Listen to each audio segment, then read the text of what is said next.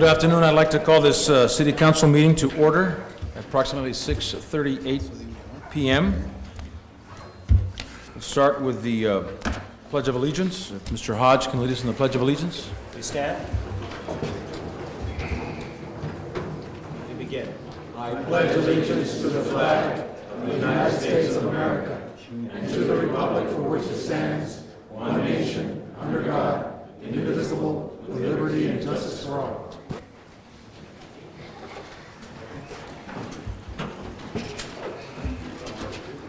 At this time, I'd like to ask our City Attorney if there's anything to report in closed session. Thank you, Mr. Mayor. Items A and C on the closed session agenda were discussed. Direction was given. No reportable action was taken. Item B is continued until after the open session meeting.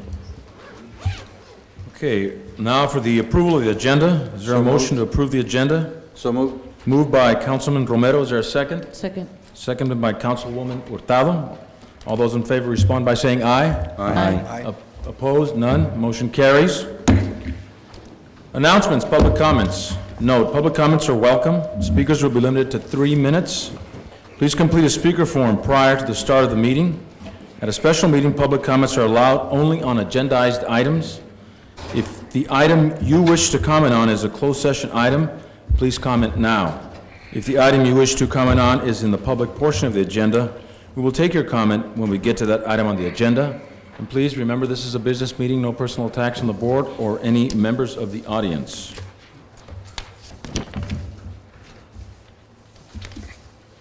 And I do have some items here to discuss. Here's another one. We have Mr. Ricardo Ortega, Expo Business. Thank you, Mr. Mayor. I just came to make the announcements to the general public in terms of the neighborhood house is sponsoring a business expo and contest. It's going to be held September the 11th, and the idea is essentially is to enable private businesses, especially micro businesses, to exhibit their own business at this particular event. But the other thing is that if anybody has a concept, a business concept that might produce business and produce jobs in Calexico, there will also be a contest for that. The first place winner will be $1,000, the second place $750, and third place is $500. The idea is to generate and to encourage innovation and ideas in Calexico. For example, there might be somebody that, somebody must have invented the paperclip, and that paperclip idea brought in a lot of money. So something along those lines, that's what we want to encourage, innovation and ideas, and be able to support that. So we're registering at the neighborhood house, and I left some brochures there, and I can leave some more in the back for anybody else that might be interested. Thank you, Mr. Mayor. Thank you, Mr. Ortega, and I applaud your efforts in bringing this to the city.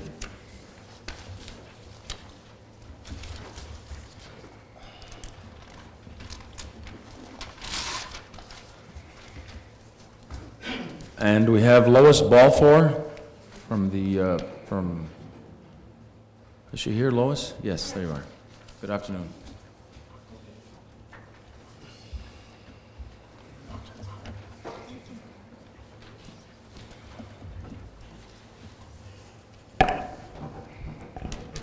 Good evening, Mr. Mayor, members of the City Council. I'm Lois Balfour, and I'm the Chief Negotiator for SEIU for the Calexico City Employee Chapter. And we're here tonight to ask that the Council direct the City to return to the bargaining table. I just want to talk a little bit about some history. Last week, we filed a charge against the City questioning the validity of the state of emergency that was declared in June. Well, we don't doubt that the city is in financial difficulty. The actions that were taken at the bargaining table really have caused us to question the numbers and therefore our ability to negotiate effectively for the employees. In May, we were told that the city really had to have a 15% rollback from our employees' benefits and wages. In June 30th, the number that was published, and then at the end of June, the city declared a state of emergency. On June 30th, There was a document published to take to the council on Friday, July 2nd, and that document called for a 5% rollback in wages and benefits. On Friday, July 2nd, that number had gone to 10% rollback in wages and benefits. So the numbers really are kind of a moving target right now, and that makes it very difficult to bargain about them. On July 22nd, we were informed by the city that they were going to implement 26 furlough days on August 2nd, and that's a 10% rollback, without benefit of going to the council as a result of their state of emergency. 26 days furlough is a very large amount for many of our employees. They certainly are not the best paid employees in the city, and it's really quite the hardship. We are willing to cooperate. We've been willing to cooperate, and in fact, a lot of the work that got done in the recent crisis, the earthquake, was indeed done by the workers who work for the city. We just feel that it's not really very much of a reward to say then, we're going to take 26 furlough days out of your pay. We're requesting again that the council please direct the city manager to return to the bargaining table. We want to make a mutual effort to reach an agreement, and that's really the way labor relations should go. So we want to make it one more try. Thank you. Thank you, Ms. Balfour. I appreciate your comments.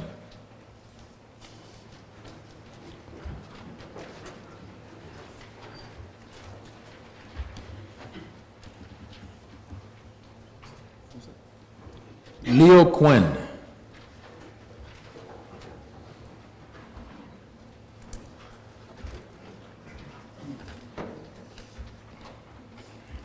How you doing, Council? My name is Leo Quinn. I work for the city of Calexico, almost 30 years with the city, and I haven't seen a problem like that we have right now. I'm here to tell you to see if we can avoid having 26 days of furlough. I'm the only provider in my house, and that's going to hurt my family. I appreciate if you people get back with the table with the president union and come to an agreement to see if we can work this out. And I'm sure we're going to work something with you people to see if we can come to the agreement. That's why I'm here to tell you this. Thank you. Thank you, Mr. Quinn. I appreciate your comments as well.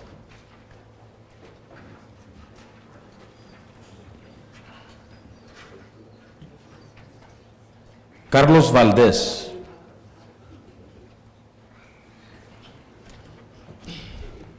Good evening. My name is Carlos Valdez, 432 C.K. Clark. I would like to read the second page of the City Council Agenda Report. Just at the end of the second page, I will read it. Staff recommendation. The termination of the on-site labor contract will generate an additional savings to the general fund of approximately $66,000.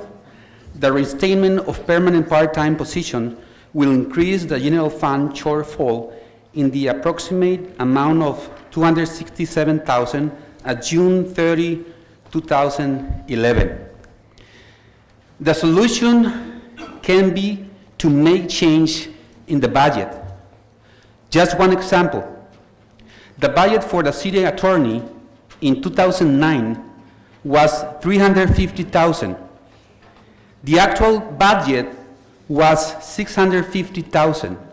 There was a difference of $300,000. The budget of the city clerk for 2010-2011 is going to be $650,000 again. Having been told we are in a crisis, and we know that it was not only the department that exceeded the budget. With these 300, each and every one of us, I'm talking about 11 permanent part-time employees, can keep our jobs. And this is the financial part, but what about my family? I have more than a year in the process of loan modification. Every 2 weeks, my lender asks me for the check stub. I don't want to lose my house. I have 3 children and my wife who depend on me. Thank you very much. Thank you, Mr. Valdez.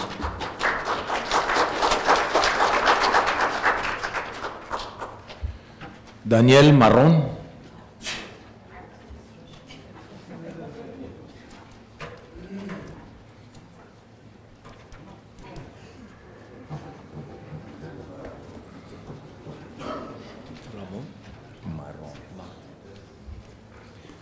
Buenas tardes, autoridad del concilio, ciudadanos que nos acompañan, compañeros del CIU, nuestra asociación.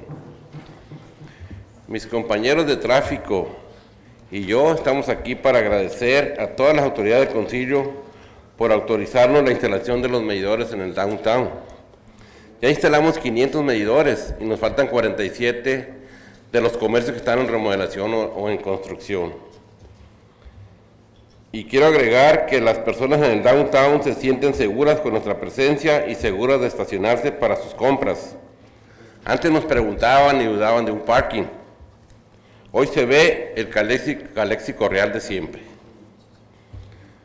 Otro agradecimiento es para Mr. Uskash por pedir el punto 15 en la agenda de hoy, que se considere nuestro contrato de permanent part-time, el cual recientemente fuimos avisados del layoff para el próximo día 12.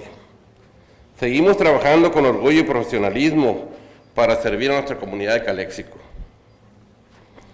Y último reconocimiento para nuestra asociación CIU, la cual siempre ha estado luchando por nuestros compañeros, buscando siempre las mejores negociaciones e intervenciones jurídicas. Les pido un aplauso para todos ellos.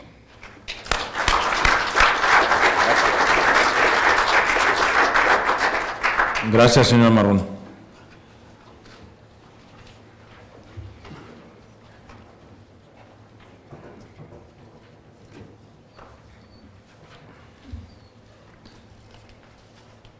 Norma Aguilar, questionnaire Prop 172 transfer.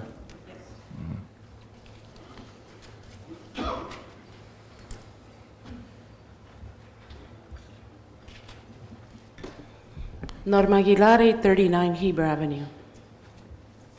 Council members, I have a question in regards to the transfer that happened recently from the funds from 172. My question is, the money that was transferred, is that money specifically being used to fund public safety expenses? We can't discuss it, but we can direct staff to give you the answer at this point because it's not on the agenda. Yeah, a brief response, if the information is available, can be given. Okay.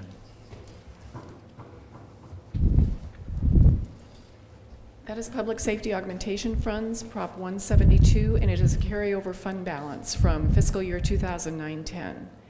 And yes, it will be used only to fund public safety. Thank you. That's all. I wanted clarification on that because it didn't seem to come, that point didn't seem to be made in the press, and I didn't see any follow-up in regards, to the council or staff clarifying that. Well, you can't believe everything you read in the press. Thank you, John. Is he here? Yes, he's here. Where? He's in the back. I'm sure he appreciates quote your me. remarks Where is as he? well. Oh, there he is. Hey, Sylvia. Pete Costello.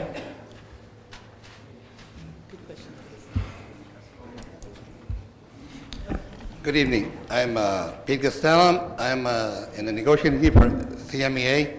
I just come tonight just to let you people know that you are imposing 26-day furloughs, and if you would take it into consideration, we can only give up really 20 days.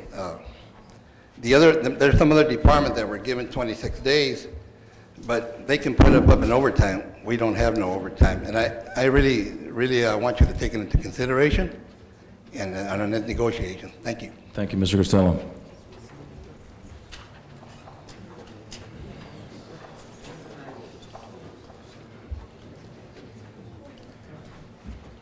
Lorena Minor Montes.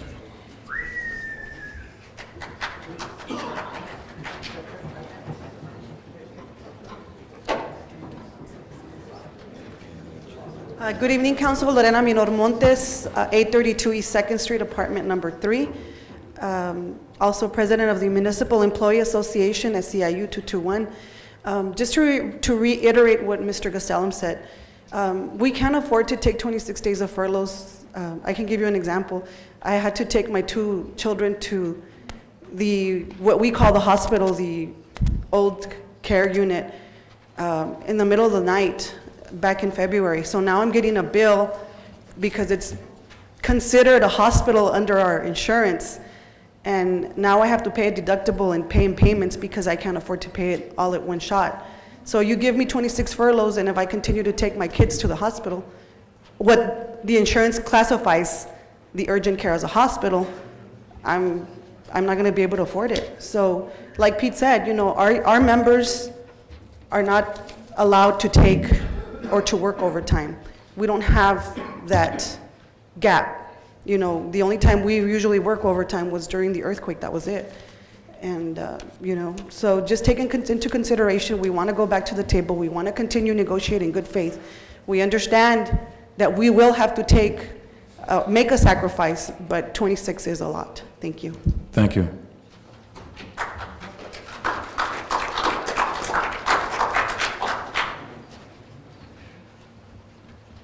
Okay, moving along with our general comments by our city council. I will start over here to my right with Mr. Romero.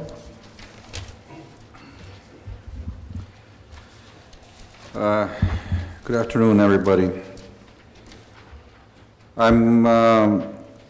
This has to do with these decisions of reduction in personnel and negotiations, and this is information that I receive, and they need to be understood. At the July 2nd, 2010 meeting, the previous council had to make a heavy decision and gave direction to the city manager to initiate an action as a last recourse to balance the 2010-2011 budget, and that was to reduce personnel. This decision is always a difficult one to make, but it was unfortunately a very necessary one in order for the city of Calexico to minimize its risk of filing for bankruptcy, like other cities have done, because reduction in personnel was not approached. Unfortunately, the economic news for immediate future does not appear to be improving anytime soon. Citizens and staff alike must keep their eyes open and hope for the best, that when 2010 is coming to an end in December 31st, that the beginning of 2011 will not require additional actions in reduction of staff personnel. Directors, spend wisely. Staff members, contribute with ideas to your directors on how to minimize the departmental costs. These 2 factors will not guarantee that there won't be a reduction in staff, but at least its impact will be even less. If the economy miraculously begins to rebound before December, then maybe the City Hall would be in a position to begin re-employing some of who were part of the reduction in personnel.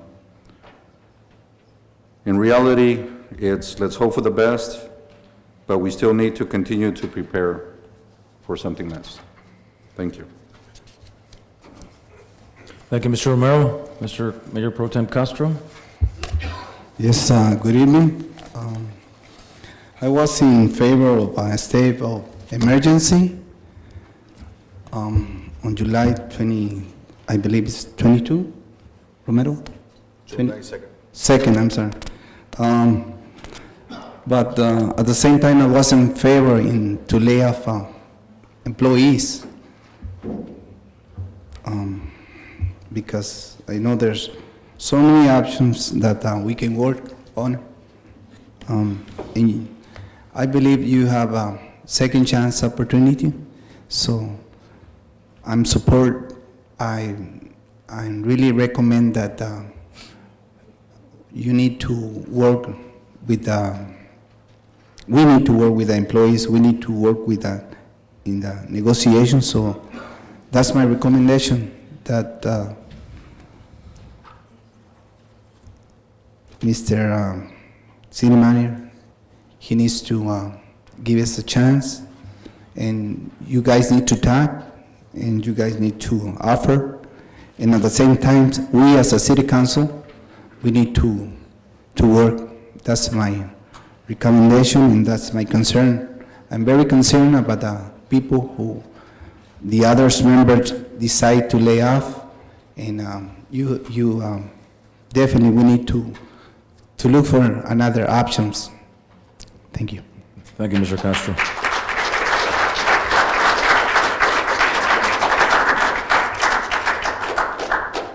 Councilwoman Hurtado?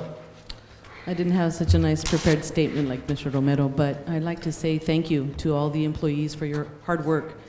Without you, the city would not exist. It's obvious we're going through very difficult times, so as far as we all can see, there's really no solution coming up soon. So working together is very important. No one's going to be a winner right now in all of these different, very difficult decisions to be made. Do know that I personally, I'm working very hard to find solutions and help out as far as where our position is to be able to make things better in general. As Mr. Romero says, I believe it's very important for all our departments to look at not only cutting back on employee salaries and their benefits, but also expenses in general. And as you'll see in our agenda, we are looking at that part of how City Hall operates as well. That's a very big focus right now. The sacrifices that you as employees are providing right now, they're very considered and as something that you're doing your part. But the departments in general need to do their part too in cutting back in general, and we're going to be taking a serious look at that too. So I just want you to know that we thank you. That's very important what you've done and what you've been doing so far. We just want to work with you, and that we look forward to hopefully seeing a healthier Calexico. Thank you, Councilwoman Hurtado. Councilman Hodge. I don't buy that. In the sense of, I mean, we all have to make sacrifices, but I don't adhere to the conservative approach that it's always that we have to cut on labor. I still have hope, and along with Councilwoman Hurtado, that we're going to find other avenues to balance our budget and to bring in more revenue. But I just don't believe that that's always the answer, that we're going to cut labor. It just seems to be a quick approach to a solution. I'm not saying that cuts are not in order, but I believe that I have hope that we work hard and we're innovative and we put our heads together and we show respect for each other. We can bring back the employees. So I want to say that. There's another one, and it segues into that, and it has to do with respect. What Councilman Castro indicated in regards with the union. I would like for the City Council and the city staff to take a hard look and to raise the consciousness of having more respect when we have to bargain and dialogue and deal with our brothers and sisters in the bargaining unit. I think that if we increase the respect amongst each other, that will go a very, very long way. And also in regards to respect, I think the staff, city staff here, needs to consider or give more respect towards the City Council. What bothers me is, I was not in the City Council at the time, but there seems to be many times information that is not properly communicated to City Council in a timely manner from city staff or city management. And I just want to make the point that it's very, very important that happens. For instance, the jet trip to El Paso. that incurred about $1,800. Found out that the city paid for it. But unless I can be corrected here, I found out that the city council was not informed until after the fact. Anytime when it has to deal with money, especially in these hard times, we need to be part of the dialogue. We need to know ahead of time. So that's my comment. Thank you, Mr. Hodge.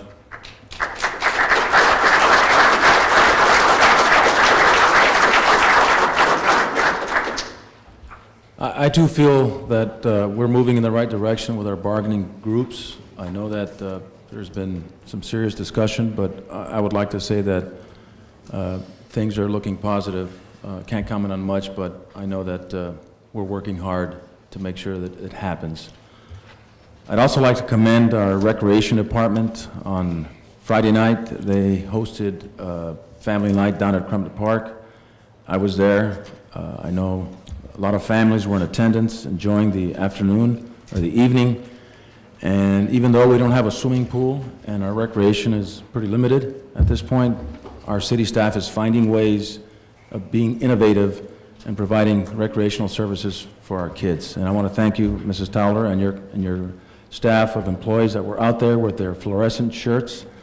And it would work real smooth. So I think we have one more Friday.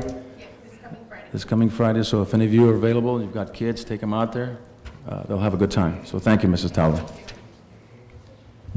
We have some presentations from the Imperial Valley Disaster Recovery Team by Ms. Roberta Burns. Is she here to make that presentation?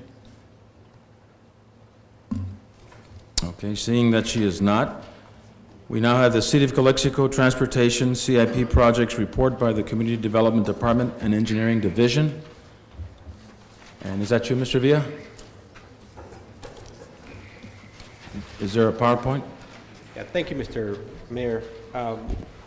You're about to look at two presentations. One is the capital improvement plan projects as they relate to transportation only, and you're going to over here. You're going to have another one by Ralph Morales on the downtown. Hold on just a second, Mr. Villa. Yes, sir. We've got some movement. Okay. And maybe bring the microphone a little closer to you. And if we can turn on the projector. Get the lights, please. Yes. Isn't that a button over here on this side? There's a button in front. Robert, there's a button right here on this side. On this side. Enfrente. Oh. Okay, that wasn't the button. There it goes.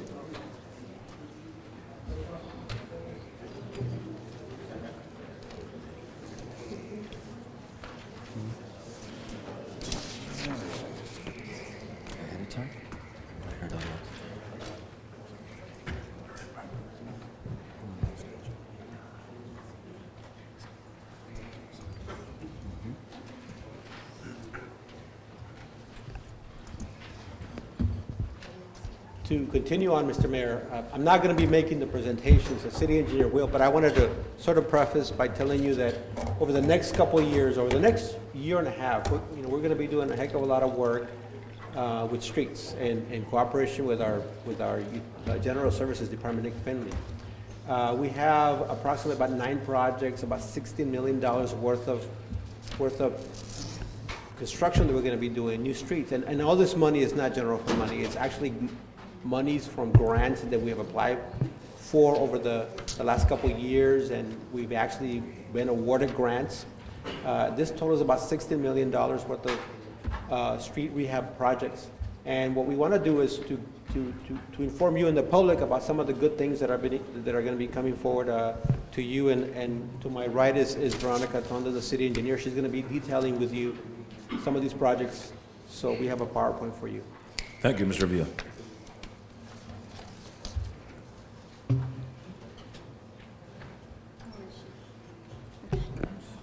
Good evening, Honorable City Council and audience. My name is Veronica Tondo. I'm the city engineer, and this is a presentation of the capital improvement projects. We have We have been working really hard on many of these projects. As you may be aware, before a project goes to construction, the city needs to obtain the funding and secure the funding. As it is right now, we have 9 projects for which we have, we're working we're in different stages.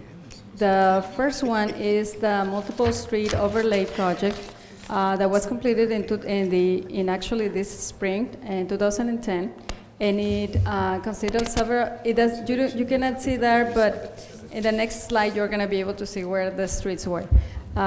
There were so many that we couldn't put them. We also have Emerson, which is the project that you maybe, I'm sorry, it's on Emerson from 3rd to 98. And we also have the improvements projects at Vandegraff and Cole Road, for which we have about $500,000. We have, number 4 is the Town Center Portico EDA funded project, which has had a lot of, it's a $6 million project, so we just received information on that one. We are about to do the notice to bidders invitation for construction. And we also have improvements on Cesar Chavez. So I'm gonna put the other slides so I don't jump into too quickly on the front. Please feel free to make any questions if you have any questions.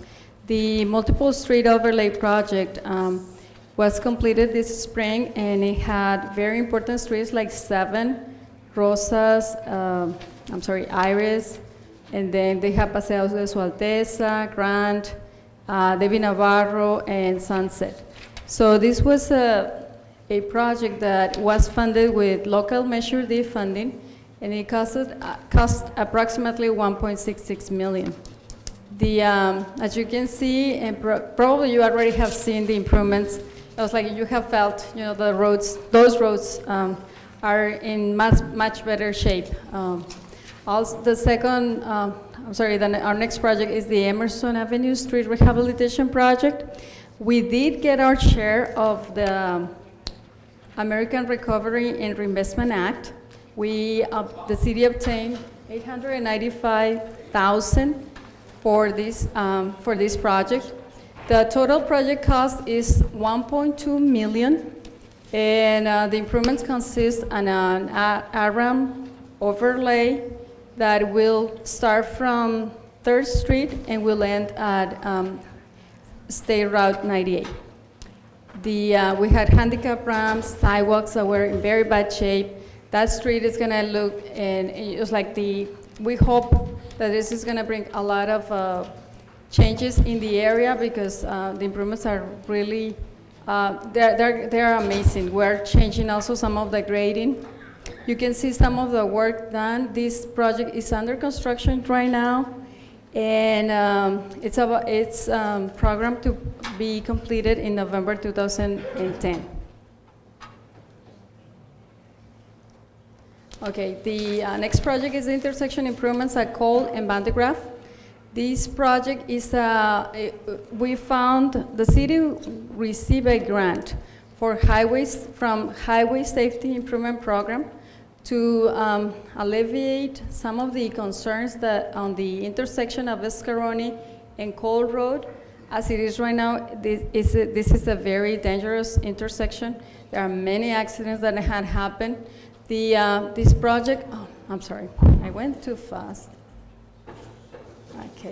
Okay. This project will have a traffic signal over here and a raised median in this area. So the Denny's intersection. Yes, right there. So the raised median will not allow traffic to go south or, like south-north or north-south on Escaroni. So the people will need to do a U-turn here, but that will alleviate a lot of the, traffic, accidents that we had there. So that's the reason why the city obtained the grant. The total amount is about $500,000.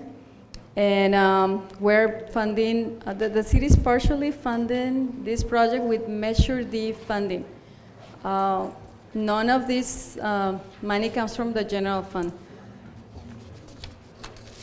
The improvement project, Town Center Portico Industrial Development, this is a huge project for us. It's a 6.3 million project. It will consist of the construction of the Sunset Boulevard, which is until now has been only a paper street, unfortunately. So you may never have seen this street because it is in the books, but it doesn't exist. It's like when you go there, you cannot see it, it's not there.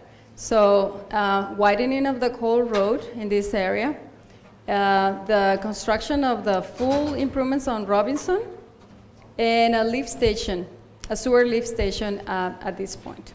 So we also have traffic signals to be added at the intersection of Sunset and Portico.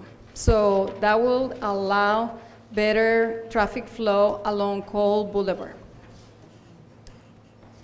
It's a 6.3 million, as I said before, and the groundbreaking is being planned to start in October 2010.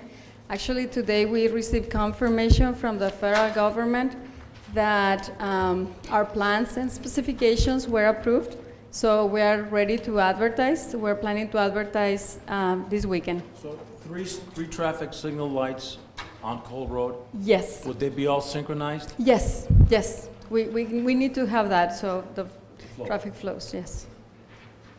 The Safe Route to School project, and that's another, just like these projects are the ones that provide a lot of benefits, especially to our kids, because we all are interested in having, the kids to get to school in a safer way.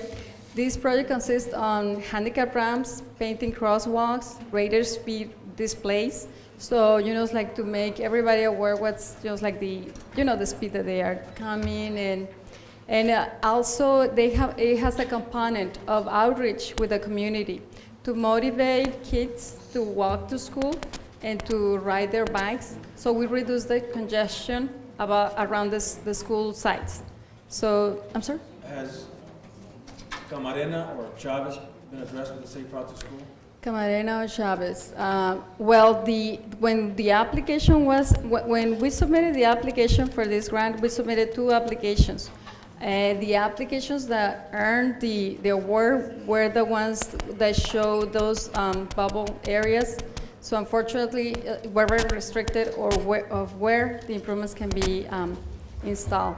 But separate from that, Mr. Mayor, with the assistance of Assemblyman Manuel Perez, along with our police department, the school district, the city, we were able to coordinate safety features on Highway 98 and Eduardo, the intersection of Eduardo Rivera, because east of that is county. And we were able to synchronize the signal lights. We were able to paint additional crosswalks for safer crossing and put signage to advise motorists in the trucks that were heading out to the ports of entry or coming into Calexico that they were entering a school zone. Thank you. The total funding for this project is $437,000, and we are planning to start construction in January 2010. The Cesar Chavez Boulevard, Calexico West Port of Entry congestion improvements is, as you may be aware, we have the West Port of Entry, project coming along very quickly. The construction is planned to start sometime in 2012. So as part of the program, the city is preparing, applying for several grants. We have already received two different fundings. So you're going to see Cesar Chavez in 3 different slides, but very much we're combining these different projects. The first one that I'm going to mention is the Omnibus Appropriation Act funding that came through Senator Barbara Baxter to the city, and it's $2.85 million. We're planning to start construction in 2012 because we're having right-of-way acquisition, environmental clearance, and coordination with Caltrans and other, major agencies. Also, we have the intersection of Cesar Chavez Boulevard and Highway 98. This project, the city obtained a grant worth $900,000 to improve this intersection. The city is planning to put a match from Measure D funding of $900,000 as well. So as you know, most of you may be aware, Cesar Chavez and State Route 98 intersection is a very dangerous intersection as it is right now. So we are also planning to work with the same schedule of the other. We're trying to combine different projects and all the improvements to be constructed about the same time. So it's scheduled for 2012, and we're coordinating very close with Caltrans because the State Route 98 is of course, there right away. And the Coal Road Street Rehabilitation Project, as part of the second era project, all the agencies in the county were asked to submit shovel-ready projects. So we went ahead and completed specs and plans for 2 projects. One of those is the Coal Street. However, the Congress has not approved the Era 2, so we don't have any funding, but we have plans and specifications. This project is very needed. And the project is the cost is $715,000, and it's a tentative, the funding has not been defined. We're trying to get some Era 2.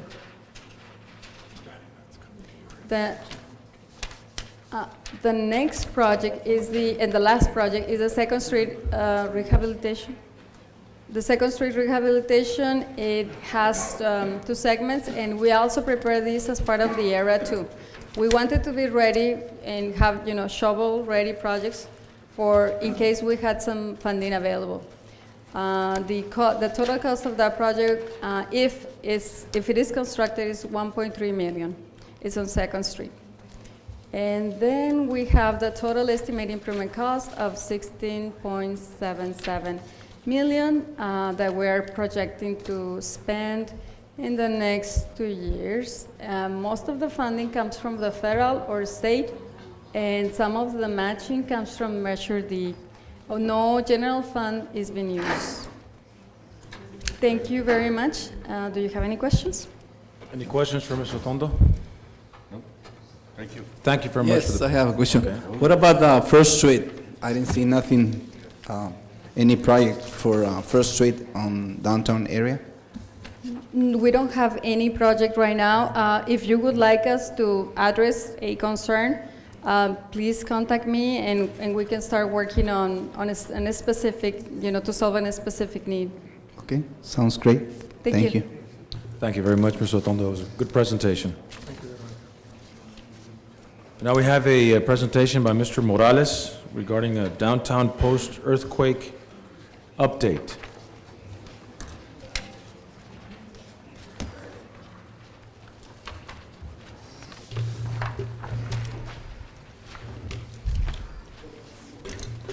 Mayor, council members, unfortunately, my report isn't as positive as the engineering department. There's no money that will be spent, but basically giving you an update what the condition of the buildings are in the downtown area. Since April 4, 2010, the earthquake has disrupted not only the community of Calexico, but it has had a major impact on the downtown business. Currently, at the time of the earthquake or before the earthquake, there were 115 businesses or buildings in the downtown area. 65% of the buildings, or 75 buildings, were closed for a minimum of 2 weeks or more due to the earthquake. 20% of the 115 of the businesses were impacted in one in one type or another in that they had to do some type of renovation. Then 7% or 8 of the buildings of the 115 had to be demolished due to the earthquake. And some of those buildings were the T.C. Worthy, Arias Restaurant, Casa Bonita, the hot dog stand, Payless, Alonso, Mariana Taxes, and the adult bookstore, the VIP. There are 15 or were 15 businesses, or 13% of those businesses that were closed due to the earthquake for a period of time. And many of them or some of them are still closed. Many of the streets had to be fenced, and it made it very difficult for vehicle traffic as well as foot traffic to be able to get through these streets because of the conditions of the buildings. Since then, many of the fences have been removed. There has been some of the arcades or facades that have been temporarily shored up so that the sidewalks could be opened up. But unfortunately, there's still a couple that are still fenced in and making it very difficult. There are 2 stores right now, or 1 store, the Melrose is the one that's impacting the 2nd Street area more than anything else. And one of the reasons why is that it has a column that shifted during the earthquake, and it needs to be shored up. Unfortunately, that column and that beam is made out of concrete and is very heavy. What makes it unique in that area is that underneath the sidewalk is a basement. I guess many years ago there used to be a business down there, and so it's hollow. So it's very difficult for an engineer to come in and use that as a support to be able to hold all that weight. So to do the supporting will be very, very expensive. So the engineers right now are working, trying to figure out how to support that, or either come out with a plan to demolish the arcade. As you can see in the picture there, it shows the Melrose. To demolish that means that a section of the building, the 2nd story, would have to come down as well. The other problem is that the National Store there is a wall that is separated from the Melrose, and it's actually 2 separate walls. As you see that crack on the corner of the Melrose building, it seems that the building has come apart, but actually what has happened is that the 2 walls have actually separated. So there is another problem there, and they need to figure out how they're going to do that. Engineers have submitted plans which are at our consultant engineering firm or plan checkers, reviewing that to make sure that what they're proposing is something that will work. Melrose has a wooden roof structure, and what needs to be supported is a concrete wall that goes up, I guess, about 20, 30 feet up in the air. But at this time, that's where we're at. The Rainbow Store, the sidewalk was closed for a while. They were able to finish the demolition that they did in the ceiling underneath, so they were able to open up that walkway. Once they put up all their supports on outside the facade, they're going to start doing all the work at night, so that sidewalk and street will be open to the public. It is a very slow process, either because they have to find a method of how to repair in some of the buildings, or because of funding. But we are working with the businesses, and we're trying to find a speedy solution for them to get moving. So we do spend about probably a good 30 to 40% of our time in the downtown area, walking the streets and making sure that everything is working as well as possible. So anyway, that's my report. The pictures that you see are pictures that, what you've seen in the downtown. but basically it gives you an idea what has been going on and what happened during the earthquake, some of the demolition that did occur, and so it just gives you an idea of what was there, what came down, and what we have now. So we've had 8 buildings that have been demolished according to your report. Is there plans to fill those empty spaces? Is there a process that the city needs to go through, or what needs to happen? There is where the Payless and the hot dog stand used to be. I spoke with the engineers. They're saying that they're working on plans to rebuild that. I've had meetings with the owners of the Tops and More, which where the roof caved in, and they're planning to work on that as well. The TC Worth is the only one I heard that they wanted to build something there. I haven't talked to the owners. I have heard that there's a lot of interest from businessmen that want to purchase that corner so they can build on it, but I haven't heard anything on it. What I have done is that a lot of the property owners that come in, I refer them to the redevelopment agency, since they have the expertise to assist and give technical assistance to these businesses as to what can be done and what can happen. A lot of, some of the ideas that some of the owners have come in that want to rebuild or build new is that they want to do multi structures, where maybe residential on the top floor and then commercial on the bottom floor. But again, they are referred to redevelopment so they can work with them. Okay. Any questions for Mr. Morales? Mr. Morales, I didn't see on your report any information on the Crest building, the one that's on Heffernan. Well, it's Heffernan and Second. The old Crest building. Oh, okay. Yes.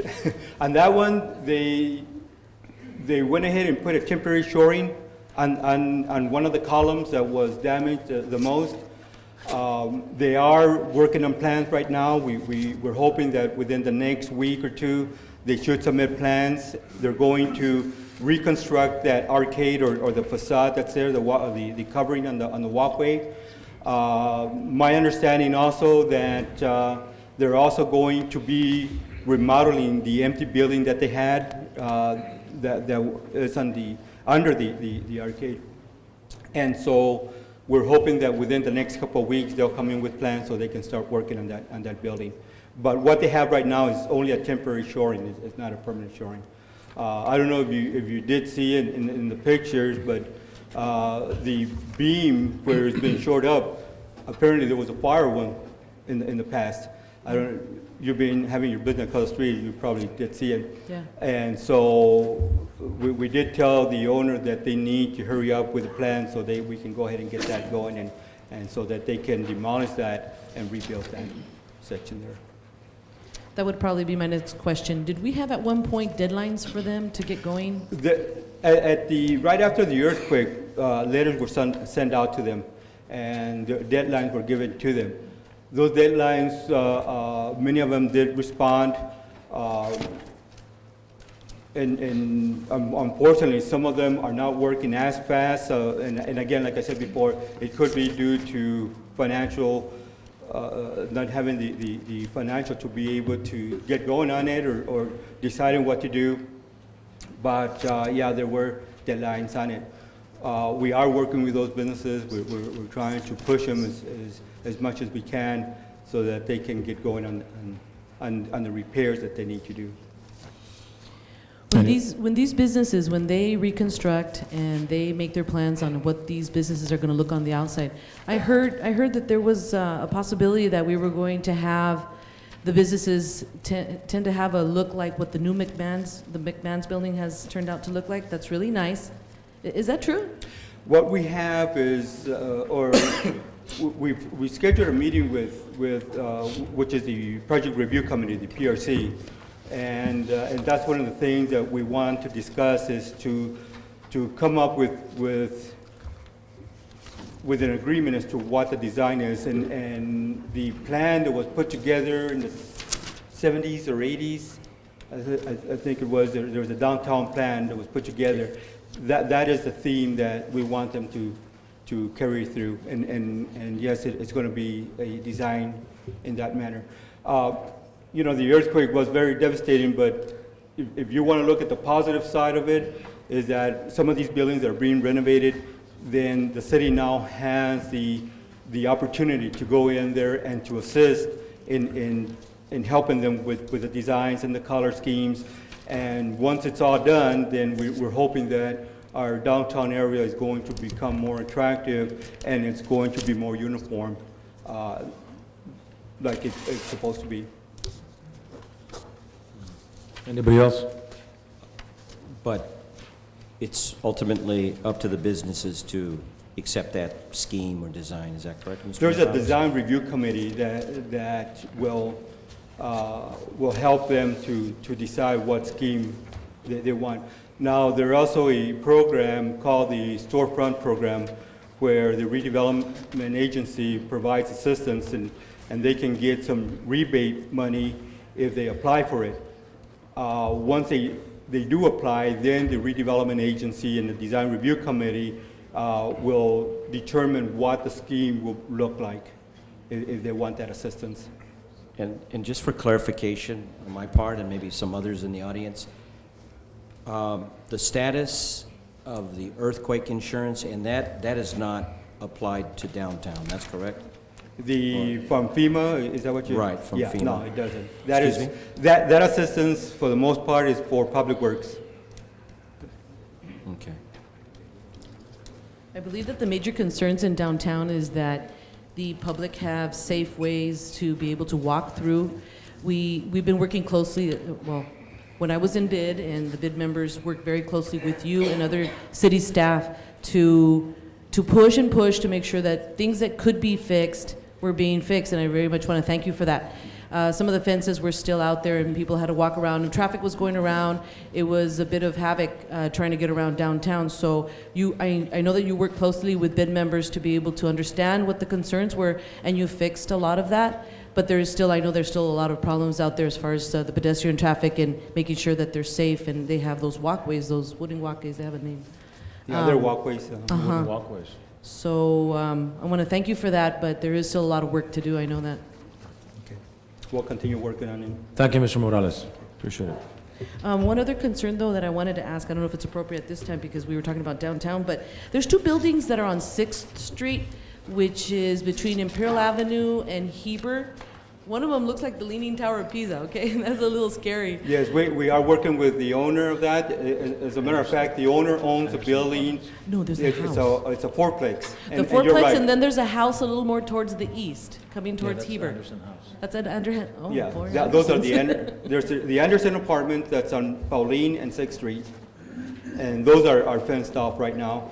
That same owner owns a property down the street about a block away from City Hall, and it's a fourplex, it's a two-story. And what we did is we sent a letter to the owner. They have, I think, until next week to respond to take out permit to do the demolition. If they don't, then we have informed them that they will be cited, and we'll go through the citation process, and then we'll go through the legal process to take action to do the demolition on it. The concern with that property is that we've got that one street closed and school's going to be starting soon. So Yes. I couldn't believe that's still like that. Yes. But, okay. Yeah, we're working on that as well. Thank you, Mr. Morales. Thank you. Okay, moving on to the consent agenda. If there's any item that needs to be pulled, please do so now. If not, is there a motion to approve the consent agenda? Staff actually needs to request to pull item number 7 so we can add some additional language to the ordinance. So pull item 7, the zoning ordinance. Is there any other item that needs to be pulled? If there are none, Mayor, I'll motion for 1 through 6 and 8 to 10. There's a motion on the floor by Councilman Romero. Is there a second? Second. Second by Councilwoman Hurtado. All those in favor respond by saying aye. Aye. Aye. Opposed? None. Motion carries. So item 7 will be pulled and Yes, and brought back. I will pass out the actual language that we would request be added to the ordinance tonight. The language is to deal with illegal and abandoned signs and just to set forth the fact that the city will do an inventory based on the new sign ordinance. And once that inventory is complete, then the city has a baseline of illegal signs, non-conforming signs as of the date that the new sign ordinance is passed. So we would recommend that council actually do, instead of adopting tonight, do a first reading with this additional language to be added into the ordinance. So we would request that would be the motion of the council, and unfortunately I do have to, if council approves that, I would have to read the title of the ordinance, which is long. I'd have to read that again tonight. Is there a motion on the floor? So moved. Moved by Councilman Romero. Is there a second? Second. Second by Councilman Hodge. All those in favor respond by saying aye. Aye. Opposed? None. Motion carries. Okay, so the title of the ordinance is an ordinance of the City Council of the City of Calexico repealing Chapter 15.28 and Chapter 15.30 of Title 15 and Chapter 12.14 of Title 12 in their entirety, repealing Section 5.56.090 of Chapter 5.56 and Section 5.20.190 of Chapter 5.20 of Title 5 of the Calexico Municipal Code, repealing Article 11 of Chapter 17.01, Section 17.01.1100 and 17.01.1110, and adding a new Article 11 of Chapter 17.01, Section 17.01.1100 to Section 17.01.1124, because this additional language is going to be added to the Calexico Municipal Code zoning ordinance text amendment number 2009-02 pertaining to signs. Thank you. Could you repeat that? No, just kidding. I didn't get that. Thank you. Business item, Community Development Services, ordinance to extend adult entertainment moratorium.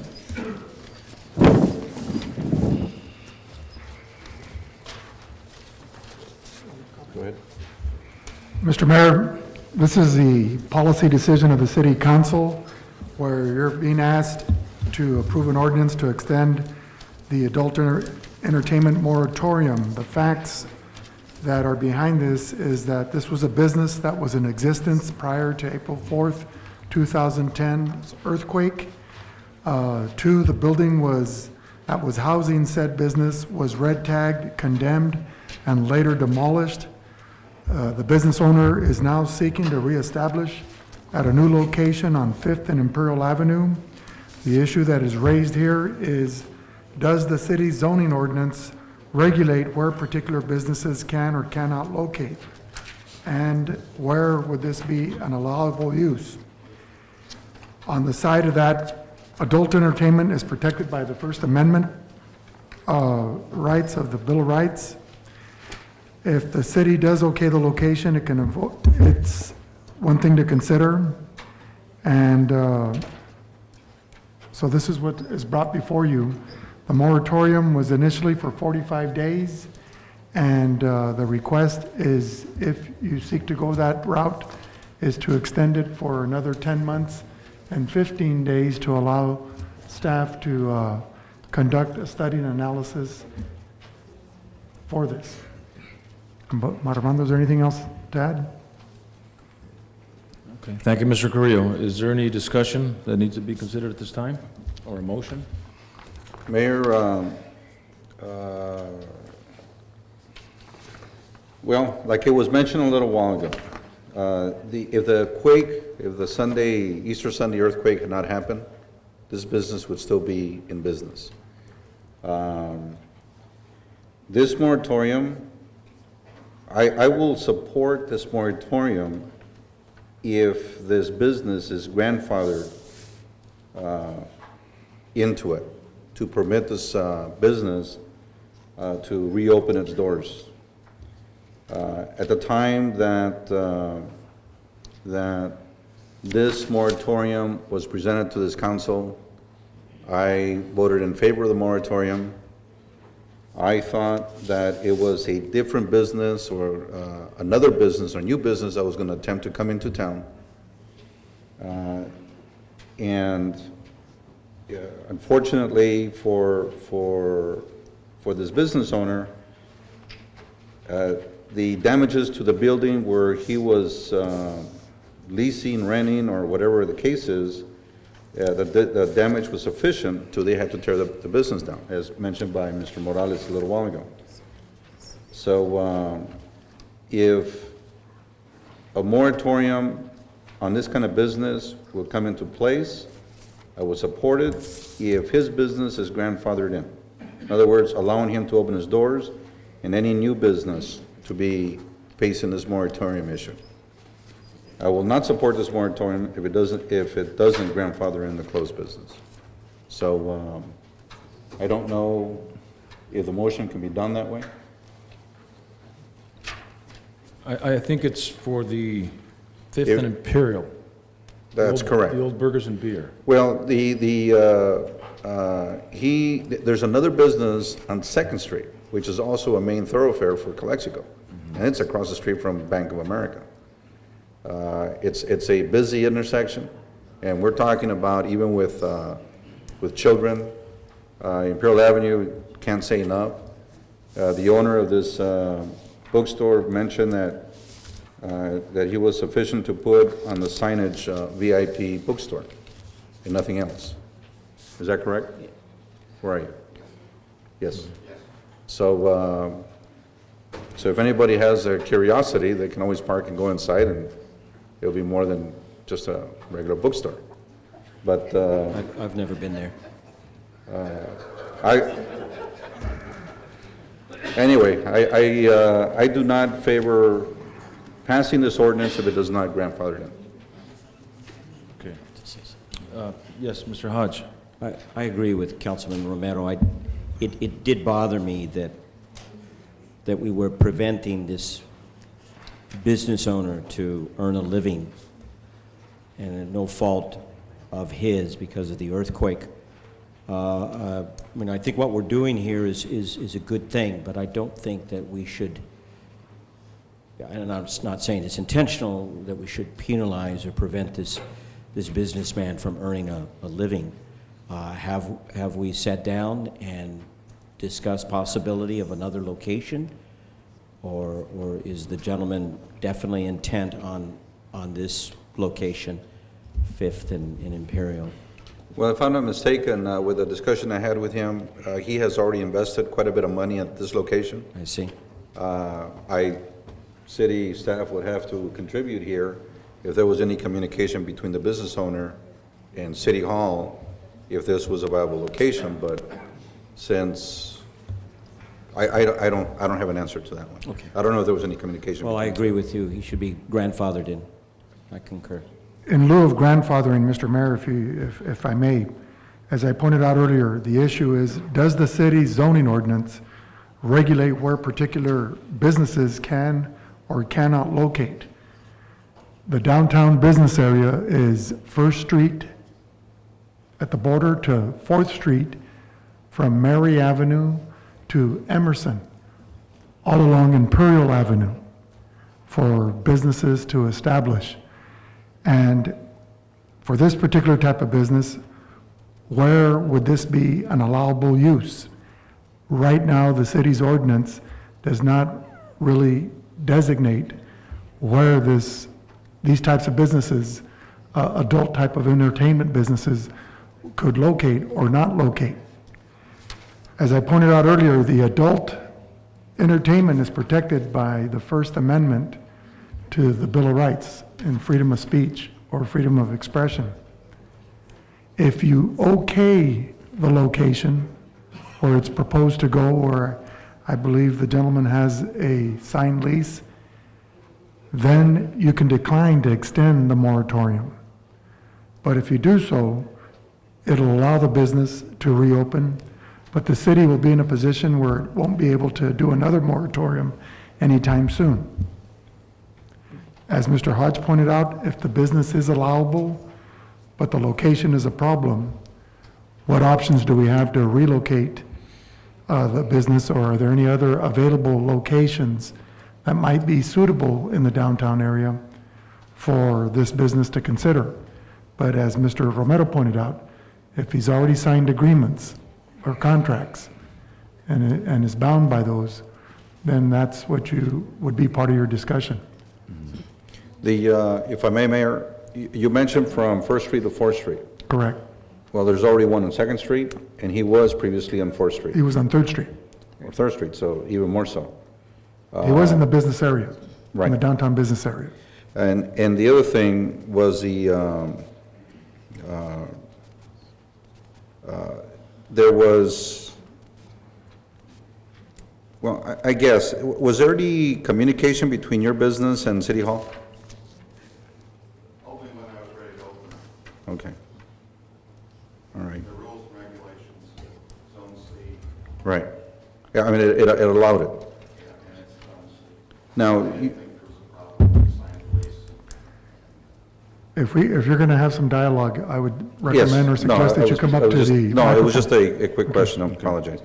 The, now, you mentioned the option. The other option would be to allow the moratorium to continue, but to include it being grandfathered in. That could be another option. That would be my motion. I just, if I may, Mayor, Yes. a question for the chief, directly related to this establishment when it was on Third. Did we ever have any major issues with them creating havoc in the community?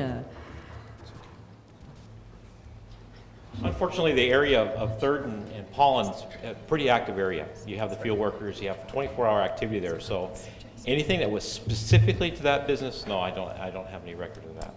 But there again, it all blends in. But I do want to make a history comment here, and there may be somebody that's a little bit misquoted, because the city did deal with this issue at the time when he opened his first business. And there was major concerns from the police department, from the community, even from the business owners, because there was at that time was a children's arcade that was just around the corner. And the city tried to put a stop to it then. Same owner. And so for him to just go and move to another location, knowing full well that when he first moved into the first location that there was problems brewing without any conversation with the city, without saying, hey, let's work this together.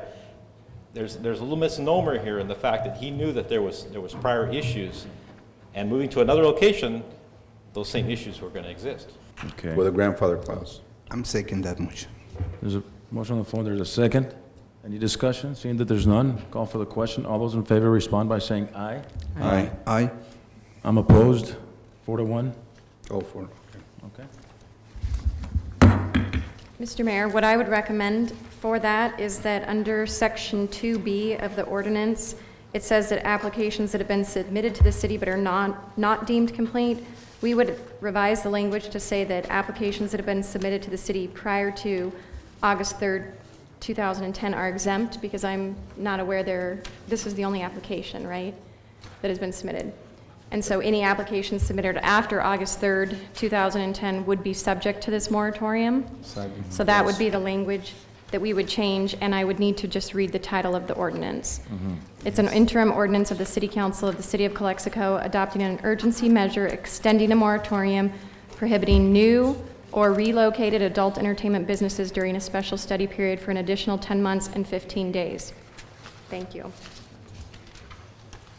Okay. Item number 12, which is the authorization of the fire chief to fill vacancies caused by pending retirements and conduct internal promotions for fire captain and apparatus engineer. The City Council is requested to take the following action: approve the replacement of retiring fire suppression staff with entry-level firefighters, authorize the fire chief to conduct internal promotions to establish eligibility for the vacancies caused by retirements among the fire captain and apparatus engineer ranks. As you'll hear, Mr. Mayor, from the fire chief, the fiscal impact will be that these replacements will reduce the salary and benefit costs to this department. Secondly, the cost savings will be used for recruitment, selection, training, and equipment for the new recruits.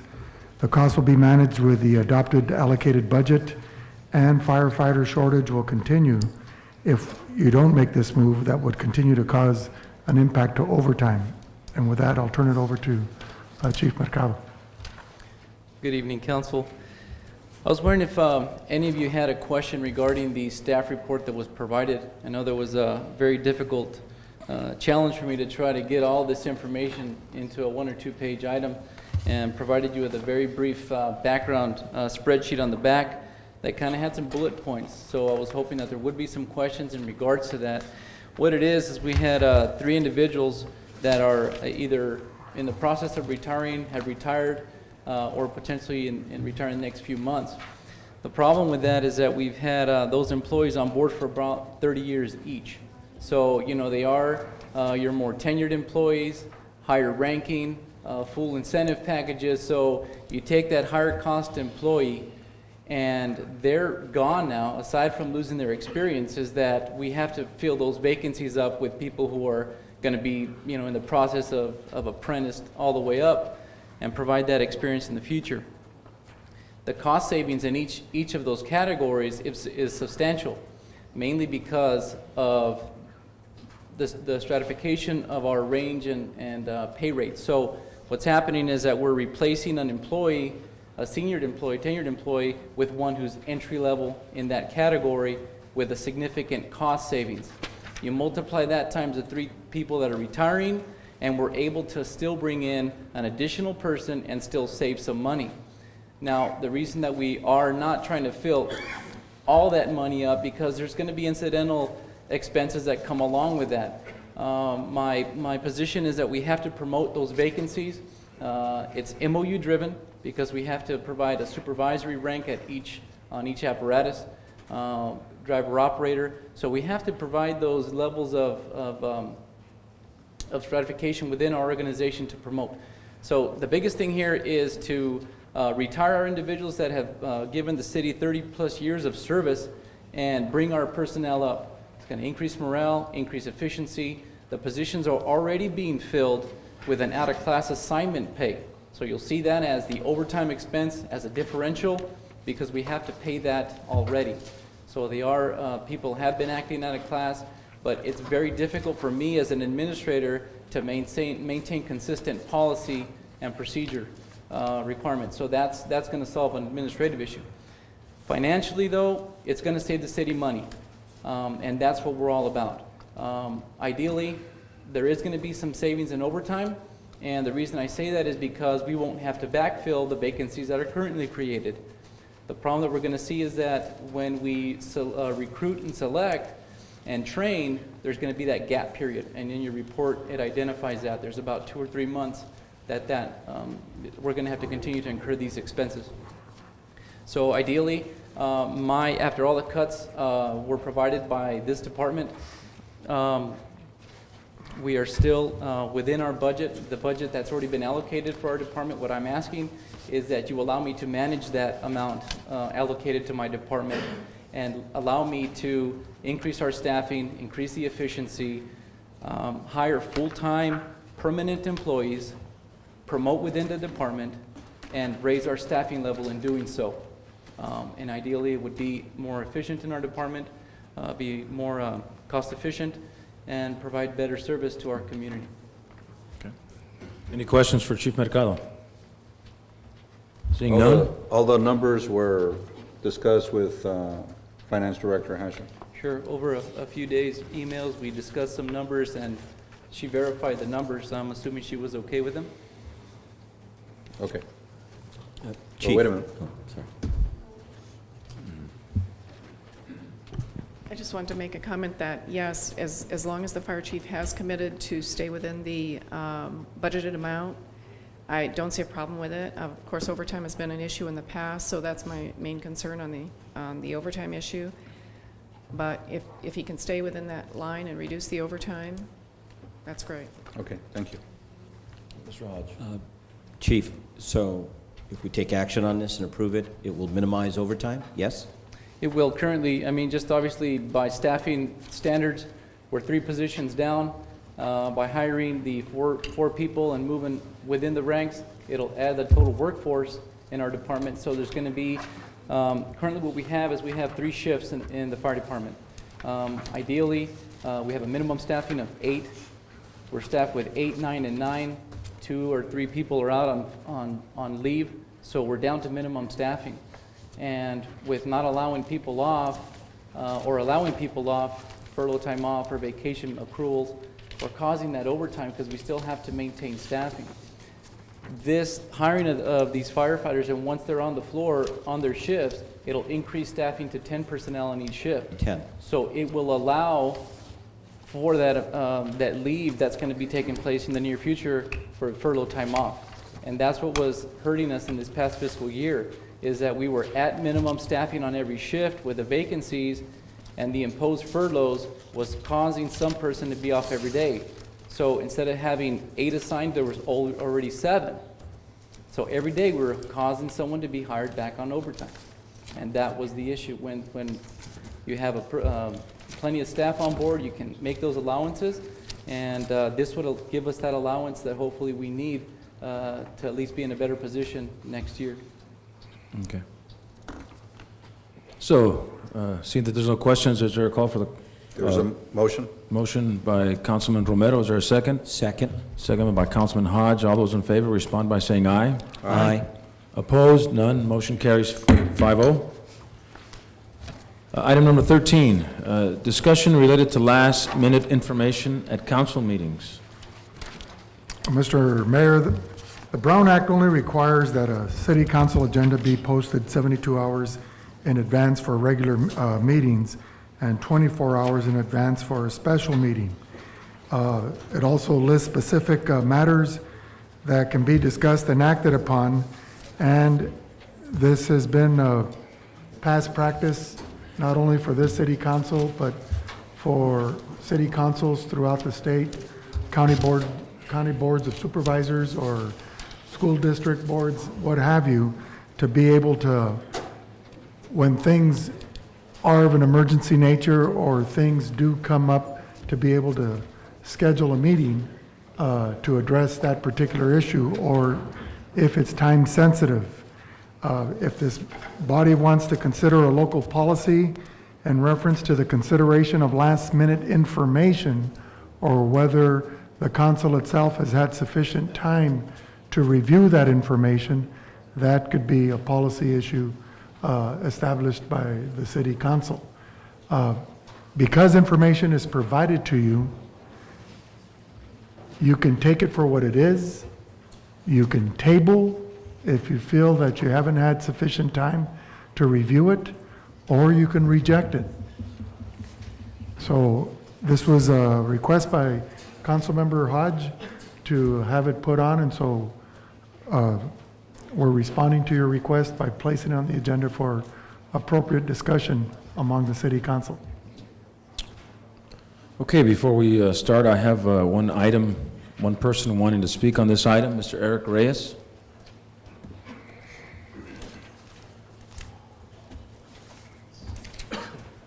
Eric Reyes, 541 Main Street in Brawley, on the Institute for Socioeconomic Justice, Executive Director. This type of issue is really important to have buy-in for the public when you make tough decisions. Because when you present last-minute information, it takes away the power of the people to have their voice heard. Just as when you passed that budget at that time with information that was presented for the first time here without anybody having a chance to review it, and then not allowing, and I'm still iffy on that was a continuance of your last meeting, or if that was a new agenda item at the time. Not allowing them to speak and have their say gives you the animosity and the issues that come within distrust of local, state, and national. It's the same thing. The point is, information has to be free, information has to be given in time, and you as council need to respect the public to make democracy work. Thank you.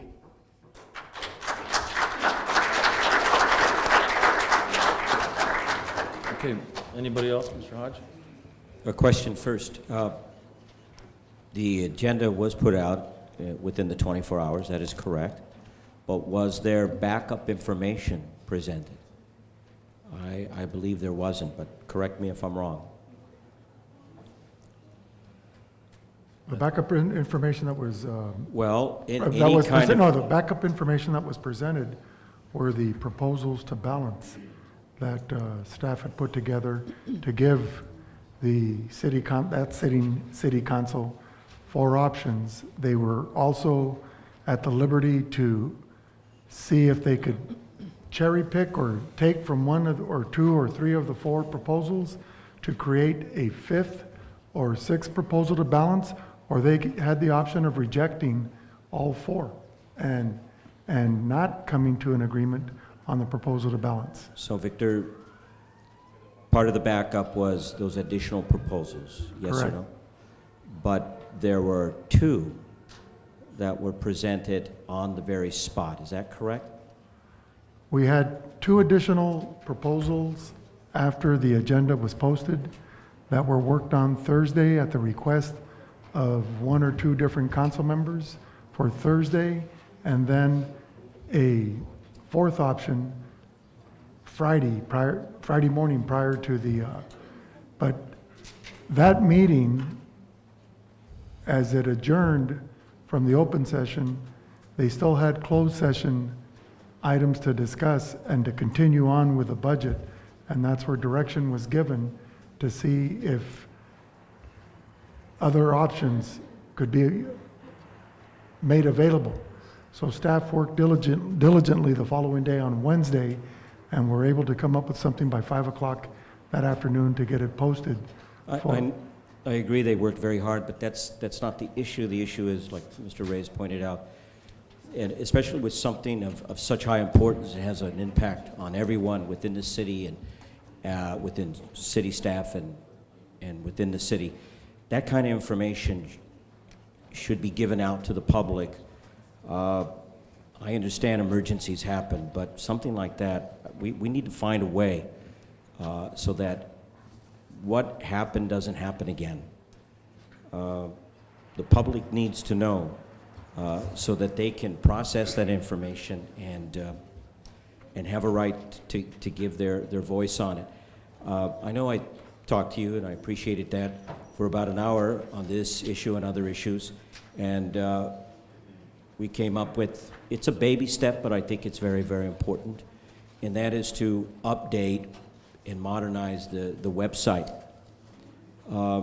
As an educator, it's very important that information is out there for the public. If you don't tell your students ahead of time what's coming down, for the day, they get distracted, they get confused, and the efficiency of your teaching is greatly reduced. So I would like to find a way to make sure that we have whether it's 72 hours or 24 hours, that we get some important information out on that website so that the public can digest that, review it, and it's a question of how much. That can be determined at that particular time on a case-by-case basis. And also maybe use the website to just give out some basic information of the type of meetings. City council meeting, what is the nature of an emergency or special meeting, so that the people are informed. Because when you keep people in the dark, it's just not good. So at this point, I would like to see that happen. So basically, it's a upgrade of the website. Any last-minute information can be posted on that website? Right. Respect the 24 hours and give some narrative, maybe some pros and cons about what the issue is at stake.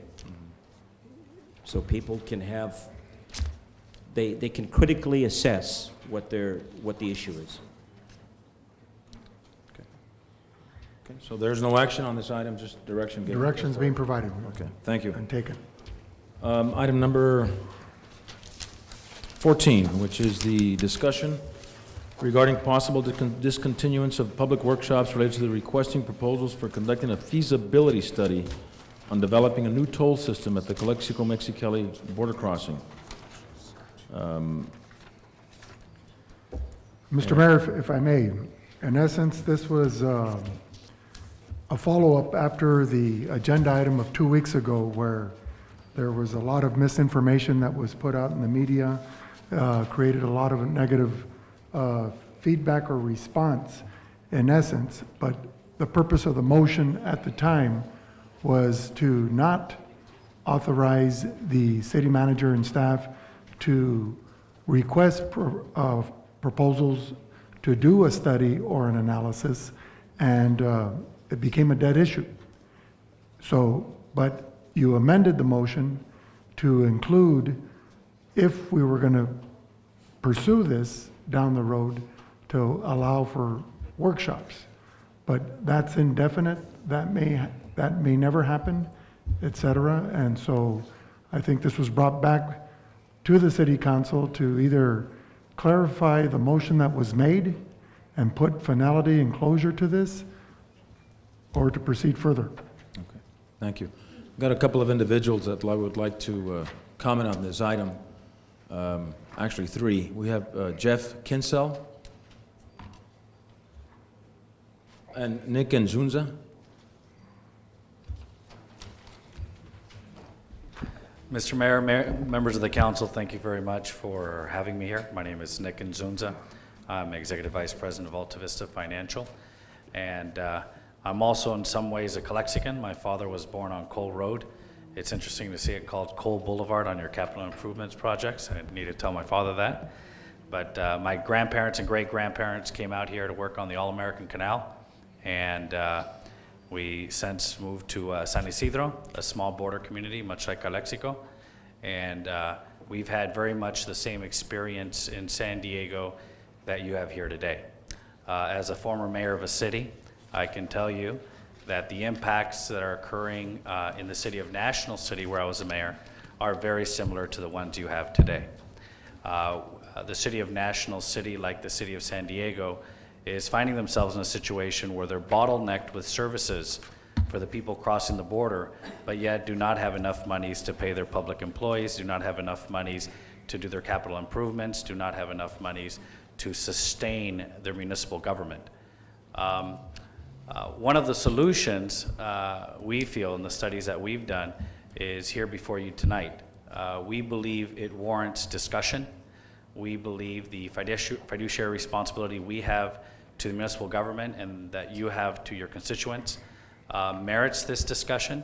There are folks that could possibly be misinformed by headlines saying toll road, but we believe that the only way to begin these discussions of generating new revenue sources or identifying and mediating this bottleneck that's coming here to Calexico is to have these workshops, is to have these discussions. Without them, you're essentially closing the book on a problem that is facing every single port of entry in the American Southwest. And so I would ask you here tonight, and you can defer questions to the president of our firm, Jeff Kinsell, but I would ask you to continue these workshops, to continue these discussions, because you'd be no stranger to opening up the possibility of getting your fair share. And if anything, you at least would have an instrument or a document to negotiate with the federal or state government. Keeping in mind that in San Diego, Toll Road 125 was for the purpose of border traffic. The government of Mexico announced 3 weeks ago that they're building their toll road on the Tijuana side for all Americans coming across to get to Rosarito and Ensenada. It's going to be a $2 toll. I was with the border czar, the newly appointed border czar of Mexico, last night, and he clearly told me there's no way they're going to build any roads on the Mexicali side for the new ports of entry without looking at tolls. This is a very clear and present problem for municipal governments to address these issues. This is a revenue source that I believe merits at least a quantitative analysis. So again, thank you very, very much for your time. You can defer any other questions to President of our firm, Jeff Kinsell. Thank you. Thank you, Mr. Nzunza. Mr. Kinsell?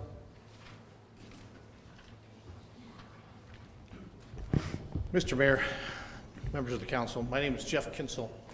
I'm the president of Alta Vista Financial. We've worked with the city over a number of years on many of your financings. And I've been in this business in California for 30-some years now.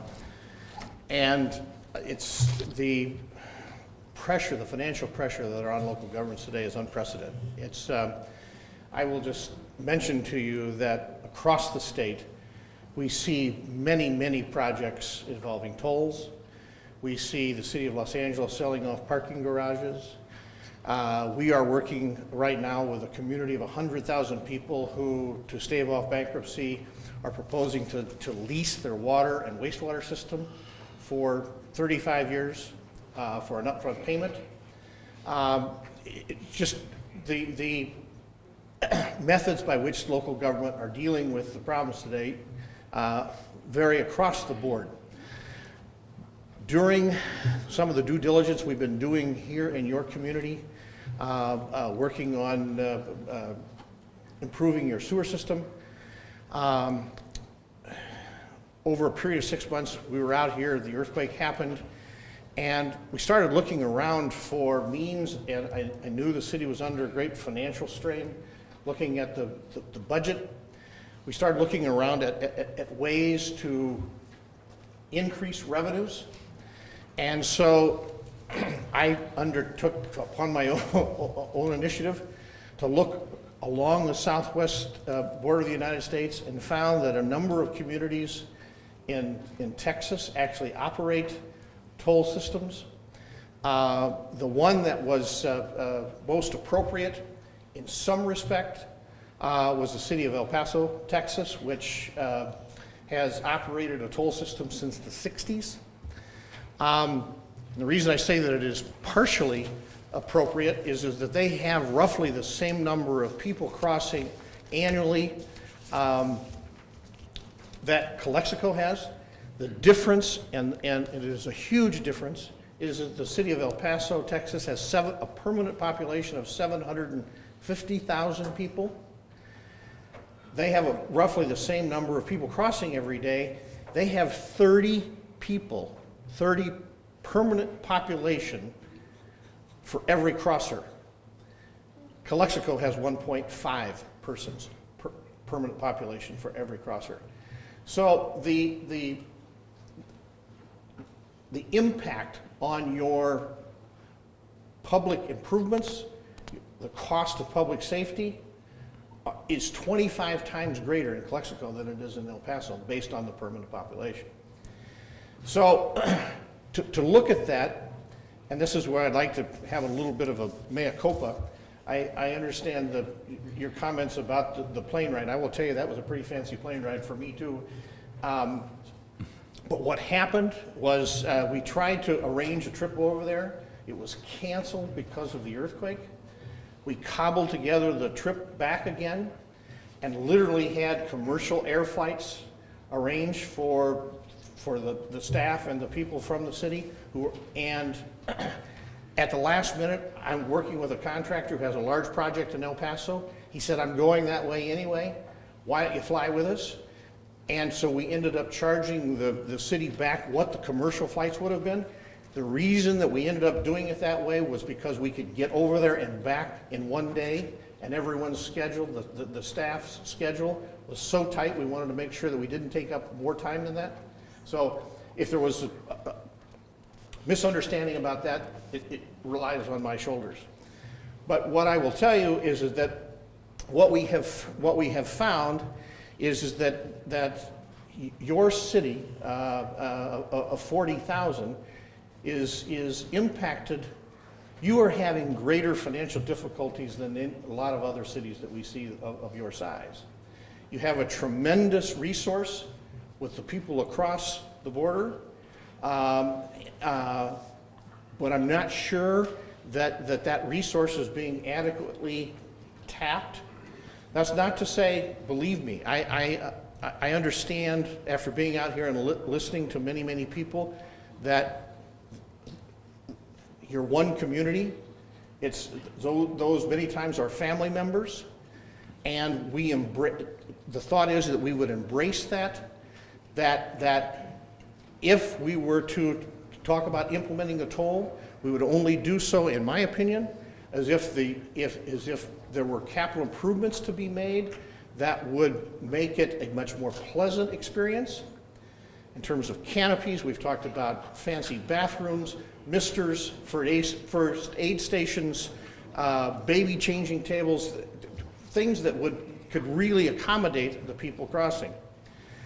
I think that the last point that I want to make is that we don't know what capital improvements might be suggested. We don't know what the amount of the tolls might or might not be.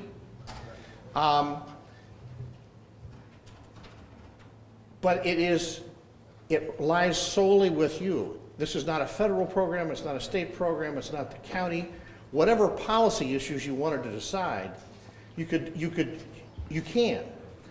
In my estimation, you'd want to set the bar that in terms, if you were to implement tolls, that would represent a fair repayment for the city of your capital improvements that are necessary to accommodate these crossers, the cost of the public service. We don't even know what that is, but we'd set the bar that made it fair for the 40,000 constituents that you answer to. And as a policy measure, if you wanted to accommodate certain groups, the elderly, large families with many kids, you had frequent crossers, we could give discounts, we could work with the merchants to have validation, where if they go into a store and they spend some money, their toll is, you get a stamp or a token, and there are a myriad of things that can be done. All we have suggested, and the offer that we have made to the city, is that we believe that there's enough merit in the proposal that we'd be willing to invest in the study with you. So that the city, in your financial condition today, you would hire the consultant, it'd be your consultant, we'd pay for it. And anyway, I'll answer any questions. Okay. We have a couple more that are going to be speaking on this item. Mr. Luis Casillas?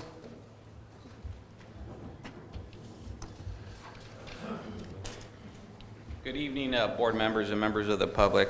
I'm here on behalf of the POA and myself in support of this. As we've sat here and heard the sad stories of the budget problems that we're having and the people losing their jobs, what better opportunity is there out there? Let's not be scared when we talk about tolls. It's something that's been around. It's pretty impressive. I didn't know, but it's been around for 50 years now. It's nothing new. Hell, there's tolls now. The Century Lane is a toll. In fact, how many times haven't we went to Mexicali and we sat in line for 2 to 3 hours at times, and we think to ourselves, man, I would pay $25 to go to the front of the line. And some of us do.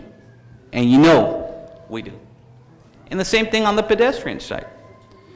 But the bottom line is this. This is a great opportunity.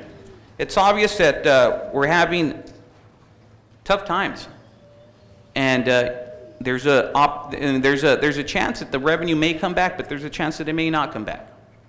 And what better opportunity when you got a firm, you got people with money, investors that are willing to give this city an opportunity to do that. Something pretty interesting in the Ivy Press. I don't know if any of you guys got a chance to read this, but this came out on Thursday. And basically what this is the Imperial County Transportation Commission. And guess what?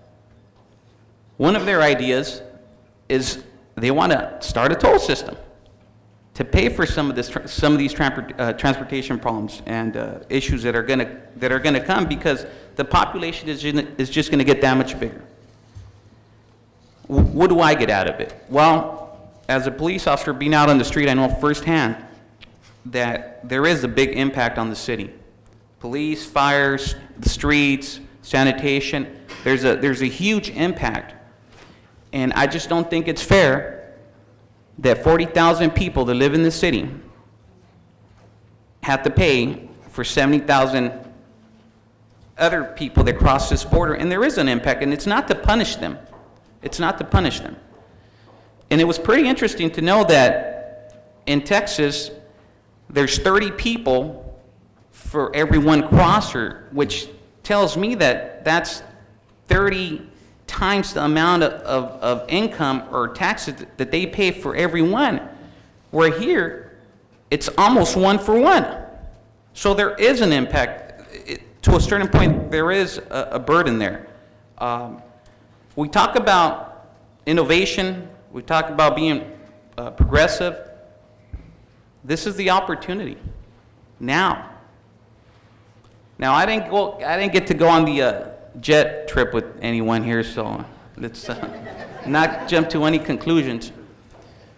But I do got to tell you that, you know, me and Mr. Carrillo, at times, we don't see eye to eye. We often don't. We have our differences. And I don't know whose idea this was,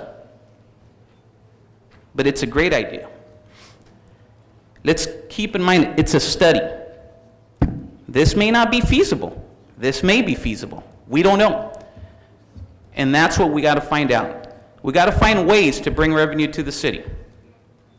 Whether it's this, maybe another tax initiative. I know that Hopeville was trying to do they're trying to get a tax initiative over there. Do we want to do that here? I don't know. You got to do something. But the opportunity is here, and I guarantee you that if you don't jump on this opportunity, it's going to pass you by. It may not be for our city, but it merits that we look into it, that you as a council look into it. This is what we do know about Texas.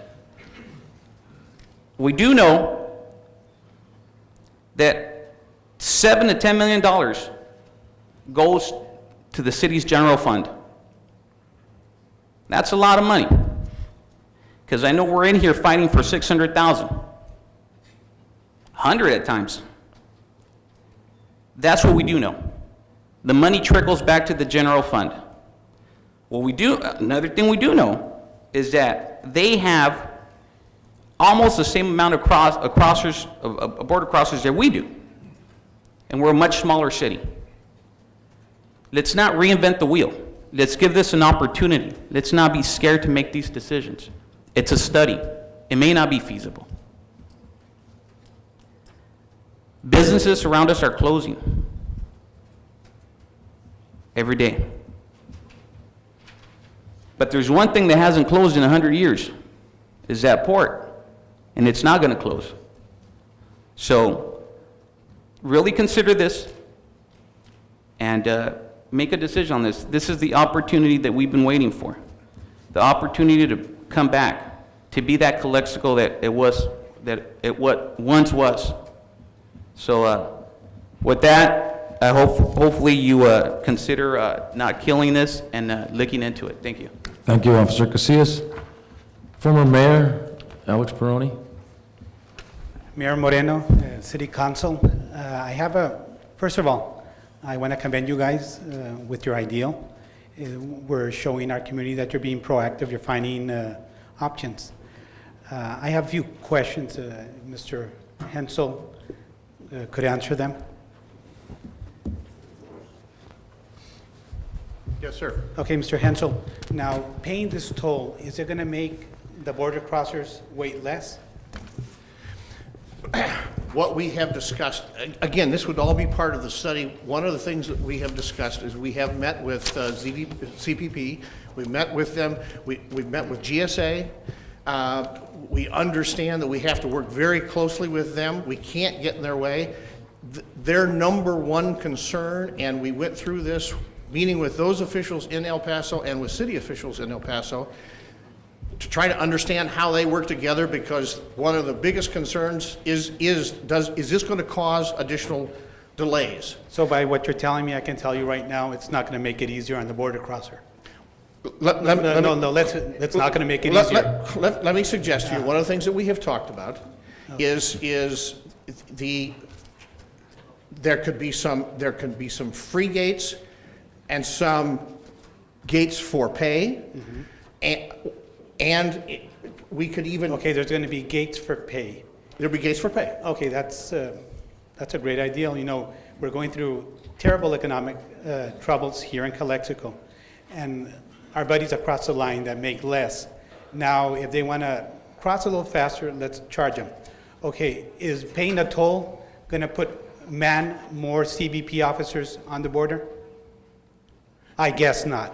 No. Okay, so what you're telling me tonight, you know, John, Victor, we were brought up downtown. Mexicali was our bread and butter. You know, we had the people that would cross the border, had $1 in their pocket to get those 3 loaves of bread. Okay, now they'll be paying probably 50 cents or $1 or $2. And you too, Morris. We were brought up downtown. And now we're gonna punish these people that come and pay taxes here, that come and have supported a hospital we don't have because they pay our taxes. You know, Calexico has forgot to buy in Calexico, but Mexicali hasn't. And even though right now the downtown is going through terrible times, I see those border crossers walking across. And I'm saying, we're gonna take that money away from them. I would be paying them $2 to cross, come into the US. You know why? You know what they're gonna do with those $2? They're gonna come and spend them in Calexico. That's what's gonna happen with that money. My only No, argument. so let me finish, sir. Sure, sure. Seeing what's been happening here in Calexico, and especially now that our downtown's merchants were devastated by this earthquake, it's going to be very, very hard to relive Calexico. And then put this extra burden on the border crosser, it's difficult to see. So before, I don't know, Mr. Insunza, former mayor, National City, or is San Diego charging a toll when they cross? I guess not. In toll road. No, don't confuse people. This is when we're crossing to Calexico. Okay, let's not confuse people. I've paid on the 125, okay, and I hate to pay it. We shouldn't be paying it. But, you know, again, downtown, we can't afford it. If we found a solution, you know what, the people from Mexicali, if they thought with those 50 cents, those $2, they would get better customer service from that CBP officer, they would pay it. If they would get cross faster, they would probably pay it, because that's the type of people they are. Mr. Casillas, thinking about maybe money for public safety. You know, public safety, you know what, Calexico, one of the safest cities in the Imperial Valley, one of the safest cities. You guys are doing a good job, good leadership, Mr. Nujar, but let's not look into a toll booth to charge the people that come across. You know, it's been our bread and butter. If they see the amount of taxes that comes in, talk to Walmart. They sell hundreds of millions of dollars a year. I don't think they want to see the toll booth. So, City Council, you know, it's not a way. We have a very bright City Council, and you know what? I'm proud to see the City Council we have today, and I know we have better ideals than this. Thank you very much. Thank you, Mr. Pony.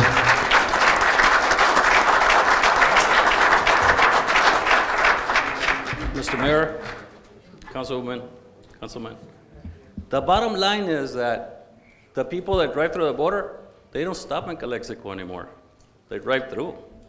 They don't spend their dollars or their pesos, dollars here. Look at our numbers. Look at our sales tax numbers. That's the bottom line. Maybe 10%, 20% stop here and spend. Think about it. We need the revenues. Have you thought of any ways to bring revenues? Does the city have a plan? Or next budget, we're gonna be going through the same layoffs? Thank you.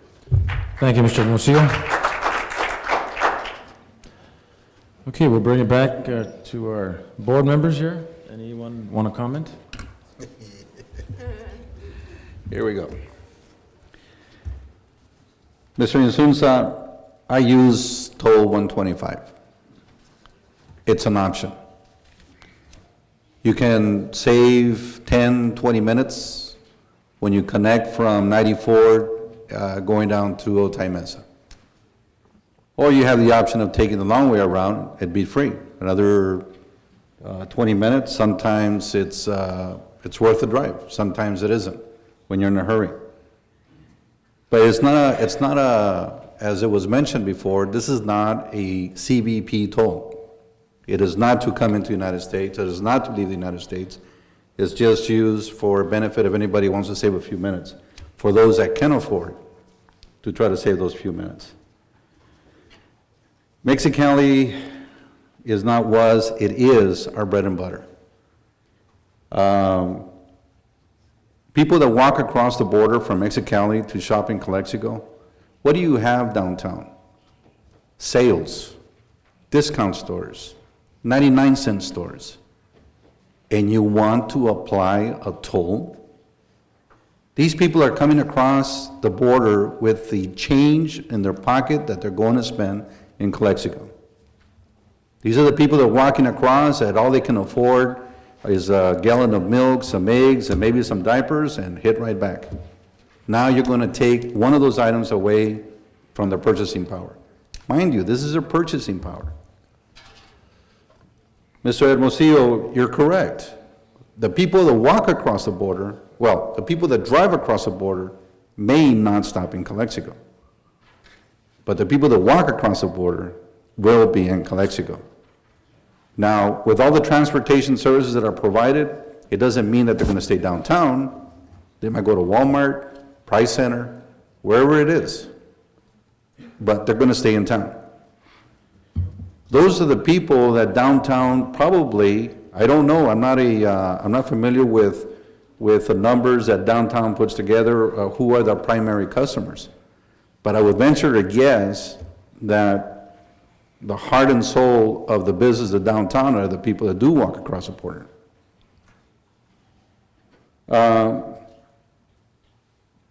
One of the things as a concept for something like this is it would have to be, in a sense, well, the border is free. CBP is not going to make it any faster for everybody across the border because they have to do all their pre-list of inspections, citizenship, everything else. If you pay anything, you're going to be forming a line behind those people that are also willing to pay. So you're not going to get across the border any faster when it comes to the inspection. Sentry is not a toll. Sentry is a program provided by CBP, is that if you pass background checks, they will allow you to come through the border that much sooner. Is it a guarantee? No. I heard one report where one Sentry user with a car complained to the CBP officer that it took him 1 hour to get across the border. The response by the CBP officer, well, you should give your thanks that you're not in the regular line stuck for 2 or 3 hours. It's, there's no assurance, there's no guarantees, the program could go in place and it's not going to save anybody really any time. You have the East Port of Entry, I use it, in fact I use the East Port of Entry more so I use the downtown Port of Entry because I feel I get through there quicker. It doesn't mean I get there across in a few minutes, it's just part of the concept of going across the border. If I want to go through any faster than most people, then I'll apply for the Sentry program. It was mentioned here that there was a last-minute decision to make this trip. I can't even imagine for one moment why was it so much of a last minute for the city of Calexico. We were in a budget crisis. It should have been handled under regular procedural, whatever those procedure efforts should be, but my position on that is the flag should have never been taken, should have never been done. This program, if there's a toll, it could be done on the east side of Calexico or the west side of Calexico, but you do that, you're really basically getting out of the city limits of Calexico.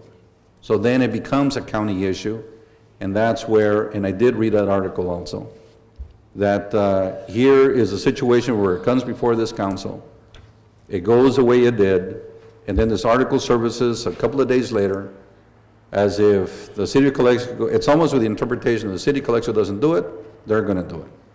Well, if they do it, it won't be within the city of Calexico. They'll probably have to put their toll outside. The 40,000, the majority of the 40,000 in population in the city of Calexico are having a difficult time to meet their ends. And these are the people that you might say, for whatever the reasons would be, some of these people go to Mexicali and buy less expensive products. Then they come back and then they return. Some of the people in Mexicali feel they have to come to Calexico and buy their products. Well, I mean, thank goodness for the commerce that what each side of the border has to offer. But to offer a toll where you're taking that change, that extra change from their pocket, you know, we're not talking about a person that, the people that cross maybe once a month. I don't know, Officer Casillas, if you cross more than once a day or not, or more than once a month, but we're talking about people that really impact are the ones that cross more than once a day. The ones that cannot afford to have something like this.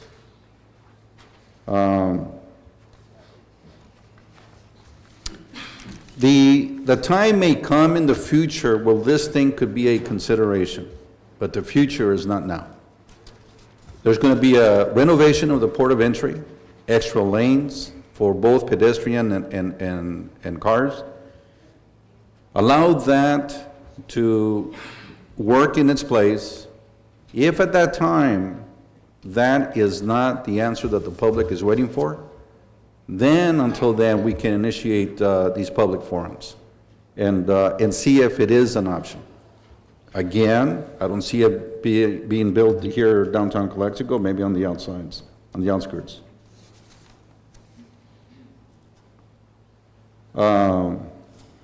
Everything else is more redundant of what I believe in this thing. It's not in the best interest of our community. It is not in the best interest of our citizens. It's not in the best interest of the bread and butter of the downtown merchants.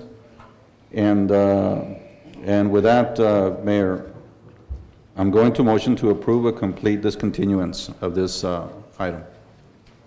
Is there a second? Second. For discussion? For discussion. Mr. Castro? Well, I don't want to echo what Mr. Alex said a few minutes, and also Mr. Romero, but Calexico has been working for almost 100 years, and we've been working with Mexicali customers, and we receive revenue from them. And I'm not agree to charge any people just to cross the border and come to Calexico to give us a revenue. And definitely I'm opponent of this toll project. That's it. Thank you, Mr. Castro.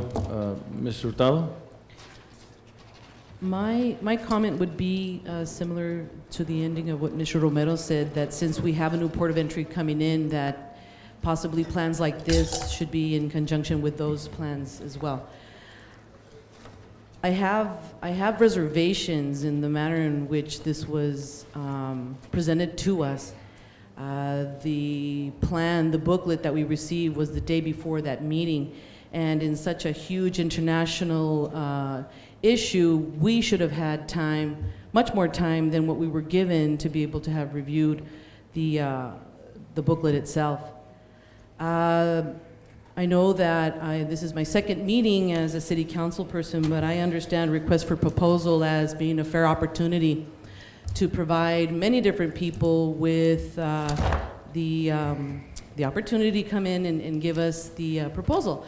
And so when I hear the promoters of this idea speak, at one point I remember hearing the words that this was not going to cost the city anything, but if we ever do go forward with this, it needs to be a true request for proposal, that we're not working with a specific group of people who are already pre-selected, as I'm feeling today is happening, because this needs to be fair. We need to, not that I don't know if these proponents have the proper experience in this area to provide that type of information, but if we were to go forward with this, I would like to see individuals who are much more experienced, and that it be a true request for proposal, open to the public, and that we manage ourselves appropriately when we're doing when we're wanting to go forward with these types of projects.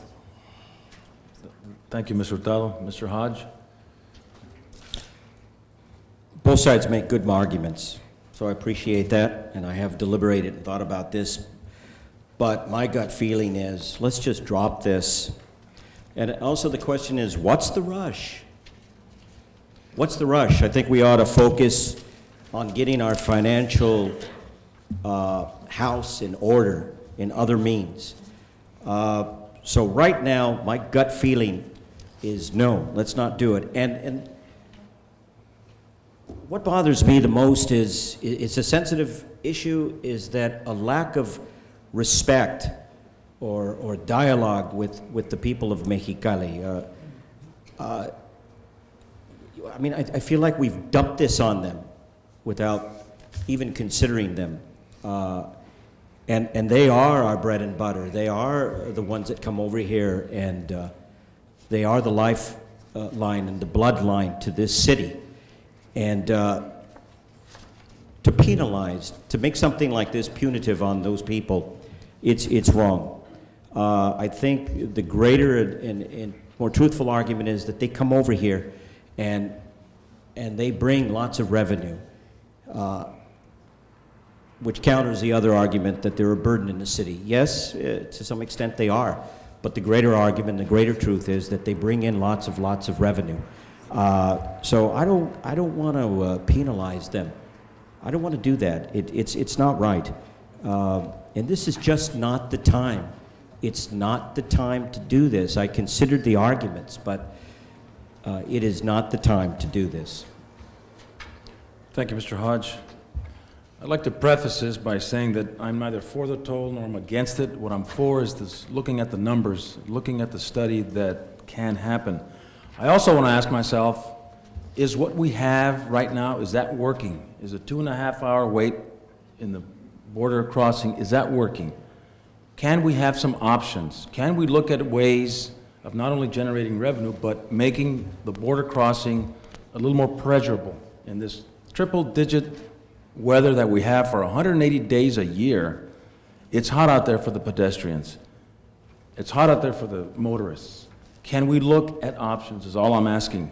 If it isn't feasible, once a study is made, then we push it aside. We don't have to deal with it anymore. Is this the right time? I don't know if this is the right time. When is the right time? In times of prosperity, we don't need it. In times of crisis, we must look at it, at other options of raising the revenue.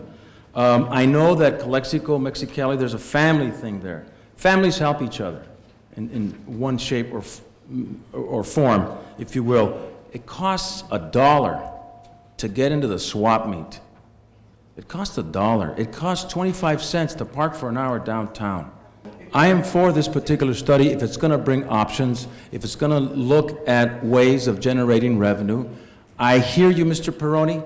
I grew up in downtown, but the downtown we have right now is not the same. We're hurting. Would this help the downtown? Would it help with the infill of the buildings? I don't know. But I'm open to a study.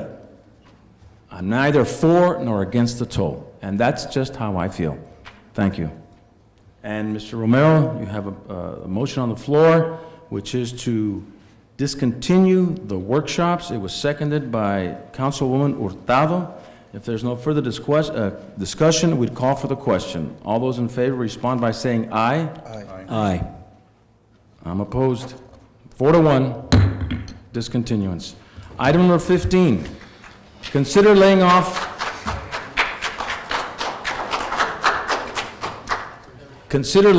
on-site contract employees and reinstating employment of recently laid off permanent part-time employees, requested by Mr. Hodge.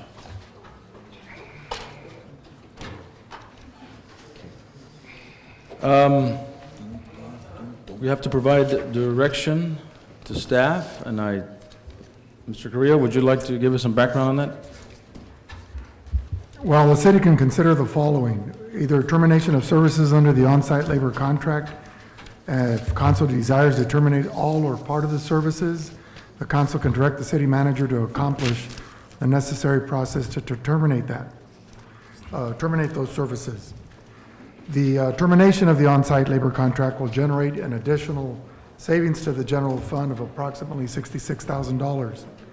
The reinstatement of permanent part-time positions will increase the general fund shortfall in the approximate amount of $267,000 at June 30th, 2011. It's recommended that departments that necessitate filling vacant positions should request council's approval to fill a vacancy. This will allow the department to provide information on the resources to be used to fund the position and assist the council in its review on a case-by-case basis. Staff recommends the following. 1, terminate on-site contract, permanent part-time positions not be reinstated, and the filling of vacancies to be filled on a case-by-case basis with approval of the city council. Should you not accept staff's recommendation, then we respectfully request direction to staff to either terminate services under on-site labor contract, authorize the reinstatement of permanent part-time employees, and/or revise the proposal to balance the fiscal year 2010-2011 budget accordingly. And the backup information that you have are the on-site labor contracts, those involving the crossing guards in coordination and conjunction with the school district. That contract terminates August 15th of 2010. And the other labor contracts that involved 3 general fund employees and 10 enterprise fund employees, that expired in February, and it's been on a month-to-month basis since then. Also, as backup, you have Resolution 10-74, and then the list of permanent part-time positions by position, which were 11, that were given layoff notices back after July 2nd, when the proposal to balance was approved. Okay. Thank you, Mr. Carrillo. I'll bring it back to our board. Did you have any questions? A motion? We make a motion. You can move if you want. No, there's no questions. I have no questions. Okay. You want to move? You want to, well, let's first We make the motion make a first, motion is that second. correct? Okay. There are 2 parts to this motion. Part 1. I would like to make a motion to terminate on-site labor contract immediately with a 30-day notice to terminate, to be given tomorrow, Wednesday, August 4th, 2010. Second part of the motion, give staff direction to fill vacancies by reinstating permanent part-time workers who were recently laid off through reorganization and streamlining administration and bringing costs down. It can be done. There's a motion on the floor. Is there a second? Second. Second by Mr. Castro. Any discussion? Yes. Councilman Hunt, can you repeat your motion again? Sure. First part or second part or the whole part? Second part. The first one was clear. You don't need to repeat. All right, give staff direction to fill vacancies by reinstating permanent part-time workers who were recently laid off. And we do that through reorganization and streamlining administration and bringing costs down. So you're talking about all permanent part-time employees? Not necessarily, whatever can be done.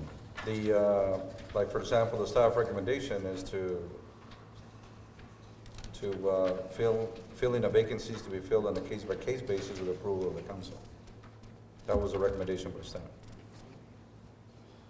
Okay, if my wording doesn't quite fit that, what you've just said, I comply to that. It's right there in the report. Right, So, okay. Would you amend your motion Yes. at this point? Mhm. To the reading here? Yes, case-by-case basis. And seconded, right, Mr. Castro?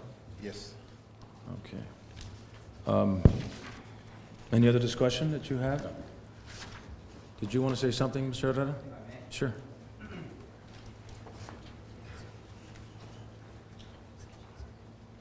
Good evening, Mr. Mayor, City Council. I just wanted to make myself available if there's any additional questions, but more importantly, to express that some of these positions are positions that take quite a bit of training. For instance, wastewater, the airport. So in the process of, in other words, it just can't be replaced immediately. So just take that into consideration when you, with your decisions at this time. And again, I'm here if you have any questions for me. Anybody have any questions? No, thank you. What impact would this have on our salaries and the budget that we proposed, if any? Mr. Carrillo, Ms. Hashem, if we went this route, would there be an impact to already our proposed budget, proposal number 4, because of this? The current cost per year of the on-site labor contract is approximately $313,000 for both the general fund and non-general fund departments. Of the $313,000, the general fund cost is $66,000. So that would impact 11 employees of the 313. Of the 313. The 66 would impact 3 employees here in Community Development Services. Okay. Thank you. Okay, any further discussion? I'd just like to make a comment with what Mr. Herrera said, that the employees that are being discussed today have quite a bit of training and experience, but so did the employees that were laid off that were permanent part-timers. So the fact that this is being requested to be done is to be fair to everyone involved, and that possibly it was a misunderstanding, misdirection, and when the idea about letting go of the permanent part-timers, temporaries, and all those different categories was said by some way that group of individuals were left out, but I believe that the intention of the council was to have let go of every single group of individuals and not just have singled out another group, because they all have experience, they all have special knowledge by now, possibly. So what we're trying to do is to correct that that misunderstanding that existed at the time that the original decision was made. Okay. That is truly my intention, to correct the wrong. When there are layoffs, presidents is the first to be laid off, is usually contract workers. Our fellow sister cities, El Centro and Brawley, did the same. They did that.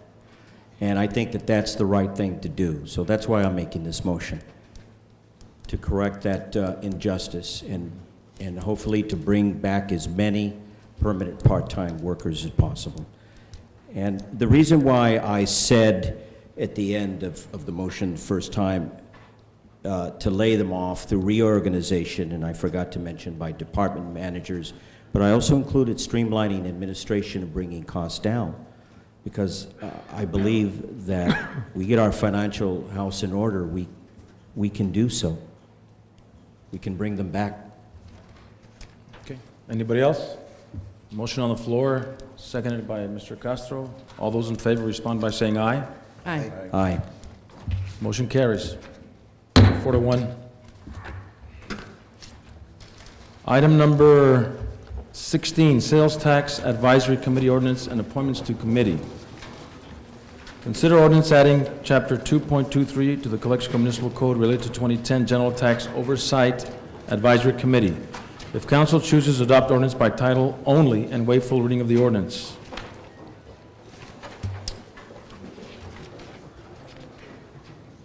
So we have the ordinance, and we need to appoint. Is there a motion to consider the ordinance? Motion to adopt. Motion made by Councilman Romero, Second. second by Councilwoman Hurtado. For discussion? Seeing none, all those in favor respond by saying aye. Aye. Aye. Opposed? None. Motion carries. And I just need to read the title of the ordinance before you make the appointments. It's an ordinance of the City Council of the City of Calexico, California, adding Chapter 2.23 to the Calexico Municipal Code related to the 2010 General Tax Citizen Oversight Advisory Committee. Thank you. Thank you. Appoint members to committee. We'll start over here to my right, to Mr. Romero. Is there a member of the community you'd like to appoint to this committee? Yes, I would like to appoint Loli Torres. Loli Torres. Dolores Torres. Dolores Torres. Okay.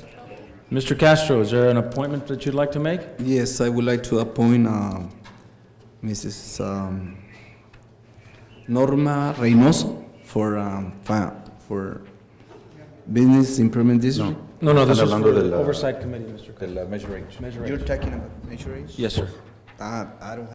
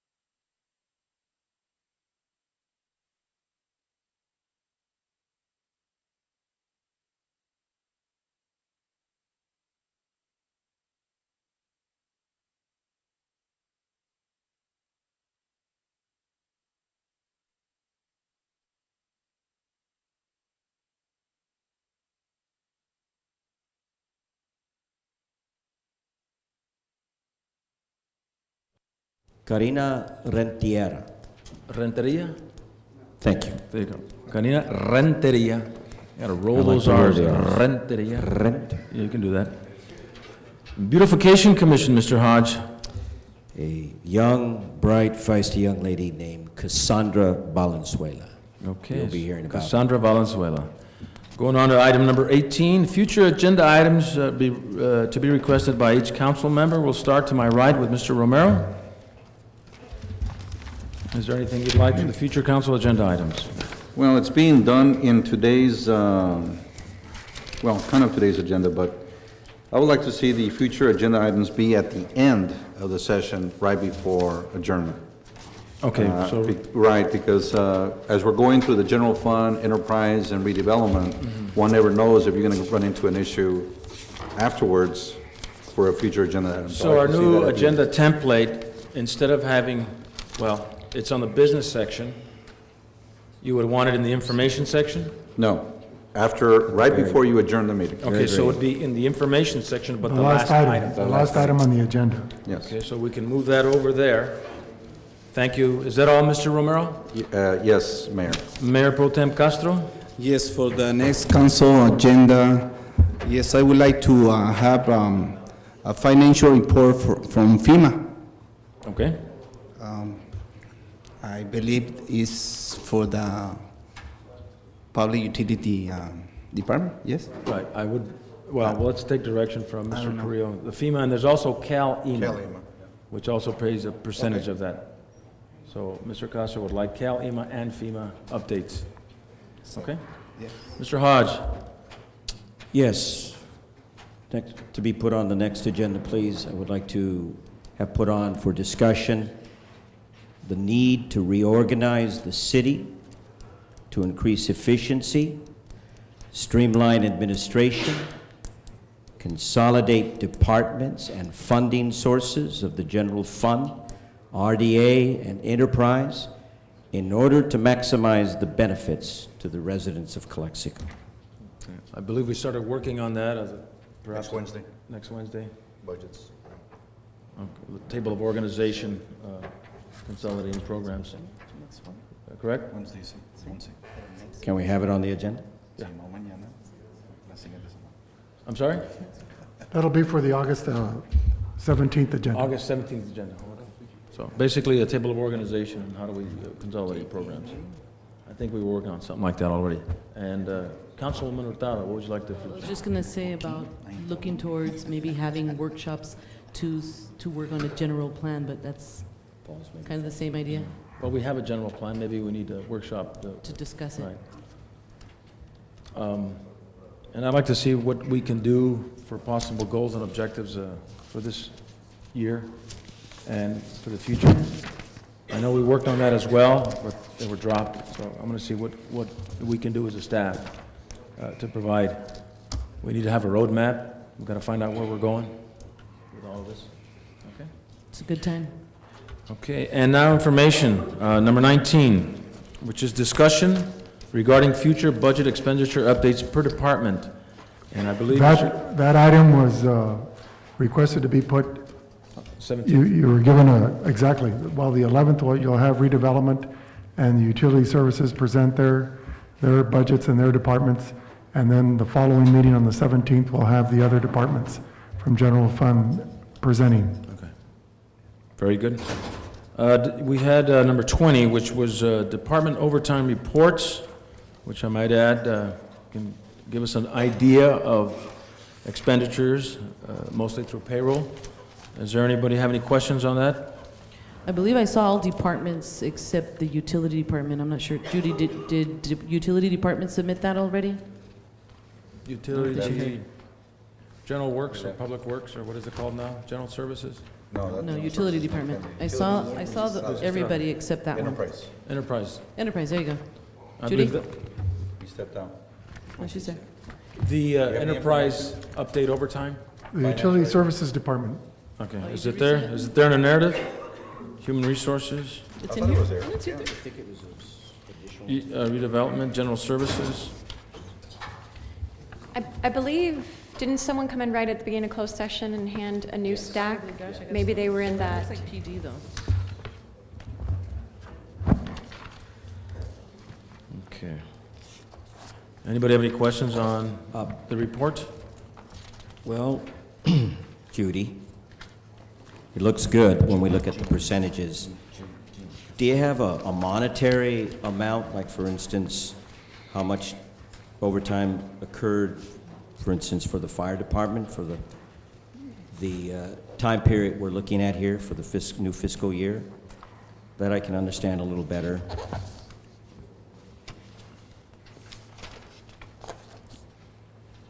Okay, excuse me, if you look at the,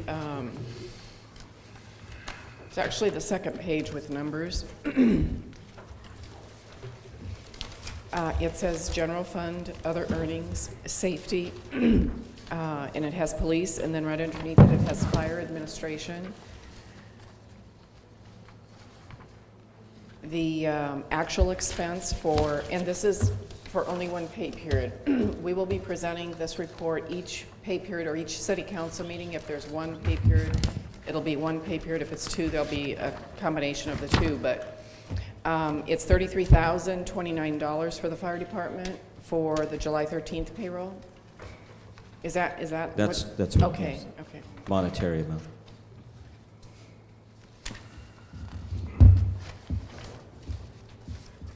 I'd like to shed a little bit of light on that.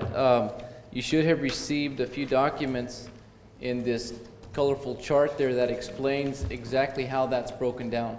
So you have an idea of what the actual overtime amount was, aside with a percentage of that allotted amount. So although it is safety other earnings overtime, it's not all overtime work. It's holidays, it's vacation time, it's out of class pay, it's all those other added fees. And you should have those all in front of you. And Okay. you can, hopefully, that gives a better explanation of how that budgetary amount is broken down. It all adds up to the same, and that's just an idea. And if you have questions as to how those came about, in that second one where it says fire department total leave usage, you'll actually see the number of hours that employees were off. So we have a substantial number of employees who are out of work, 2 vacancies, 3 on family medical leave act, aside from planned and scheduled overtime. So there's definitely some challenges there that cause that amount of overtime. So if you have questions on those, it may not be today, it may be tomorrow. Just give me a call and I'll sit down and explain with you how this works and how it actually came up to that amount. Additionally, you'll see that I provided a fiscal year 2009 analysis of where we spent our overtime money. So you have that upfront by month, how we spent that money. So it's just not July of 2010, but it's July 2009 through June 2010. So it gives you all of last year in case you had any questions about that. Yes, Chief Mercado, I have a question. How many employees was sick, was on sick leave on the first pay period, 2/10/11 fiscal year, on the first payment. Yeah, I don't have those actual numbers. What I did is I calculated the entire month of July. So from July 1st through July 31st. From July 1st to when? The 31st. Okay. I calculated that. So I don't have that. How many? I ask you, how many? How many employees? Do you have that number? Or? It would be easier for me just to tell you that there's 432 hours of sick leave that were used. No, but in the month? In the month. We're talking, how many? In the month, 432 hours, because I don't have the number of employees. Okay, in administration leave, how many employees? One employee on administrative leave. That doesn't cause overtime because he's assigned to day shift. One employee. And what about vacation? How many are in vacation? How many employees? 884 hours. 800 what? 884 hours. 504 hours of family medical leave back, people who are out on injuries or illnesses, and 334 hours of floating holiday. Okay, and that's create, do you know how much the amount that the city of Calexico paid for overtime, just one, on the first pay period? Do you know how much we paid overtime for that reason? You're talking worked overtime, or you're talking holiday pay included, because they're the same account? I'm talking overtime. Overtime? I know there's so many accounts. Sure, There's so many accounts and so many accounts with overtime. I'm talking general. How many? $19,604 were paid in overtime. Just in the first period of July, right? The pay period that Judy reported. Ms. Hashem reported 33,000, 19,000 of that was worked overtime. Overtime, 19,000. Yes. Are you sure? Is that true? Is that true, Judy?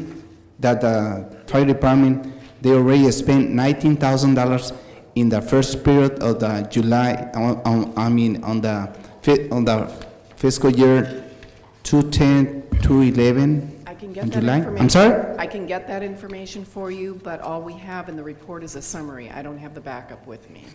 You don't have the backup with you right now? No, because you have to understand, okay, let me explain it this way. Because it has been rather confusing in the past, we have, overtime goes into the other earnings account under each department. So the other day, we determined that it would be much easier for the city council to determine exactly what was related to overtime if we created new overtime accounts. So in the future, there is going to be an overtime non-public safety and an overtime public safety. So there will be nothing else included in there but strictly straight overtime. So it will be easier to identify, because right now there's differential pay, there's standby pay, there's callback pay. Anything that isn't attached to the base shows up in other earnings. So the next report that you see, that will be separated out. It will be just strictly overtime. For the next report, Yes. right? Okay, thank you. I have one comment about the report that the PD presented. Chief, we received this today, and it's really nice. Now I can see the colors and stuff like that. But what we received by email, it was when I printed that out, these colors created a problem because I couldn't read the titles. So just now I'm kind of appreciating now what it said, but the one that was emailed, I guess it was emailed as a black copy. So when these titles were printed, they printed hazy and black and gray, so you couldn't read them. So this is nice, thank you. Either maybe when we get that by email, erase the colors and we can read it. Right. But I do have just one, because I was only able to look at it and see what was going on, very little of this report. And although I believe that the request to start monitoring or taking a look at overtime was from this fiscal year on, which is our charge, not necessarily last year. But in looking at this, I see that under the first column, it says SG, safety graves, and each month from July of '09 going down the column, it's an average of maybe about $2,000 a month. When we come up to the month of June, pay period number 24, the 4th of June 2010, it spikes up to $14,818. I don't know if that was a typo or that's really correct. It's just awkward that in 1 month, all of a sudden, it spiked like that. That's only one observation after, now that I can read it correctly, maybe I'll have a few more, but. Okay. If you don't mind, could you tell me the number that's on the column? Number 20, it's 14,818. It's the second, 24. It's the expenses for Safety safety graves. graveyard, pay period 24, 604-210. Yeah, I'd have to go look back at the original and see if that was different. Since they're all consistent except for that one, there must be a typo. But 'Cause I would. I could see that in the months after the earthquake, the payroll periods after the earthquake, you could see that there's increases there. But then that one there is in the middle of the year, and it was just interesting to say such a high number there. That's my only observation up until now. I guess we need a little bit more time, now that we could read them. Very good point, Councilwoman.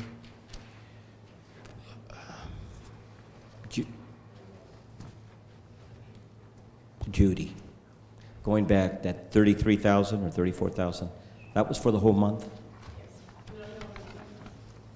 Or the 2 pay periods? That was for the pay period of July 13th.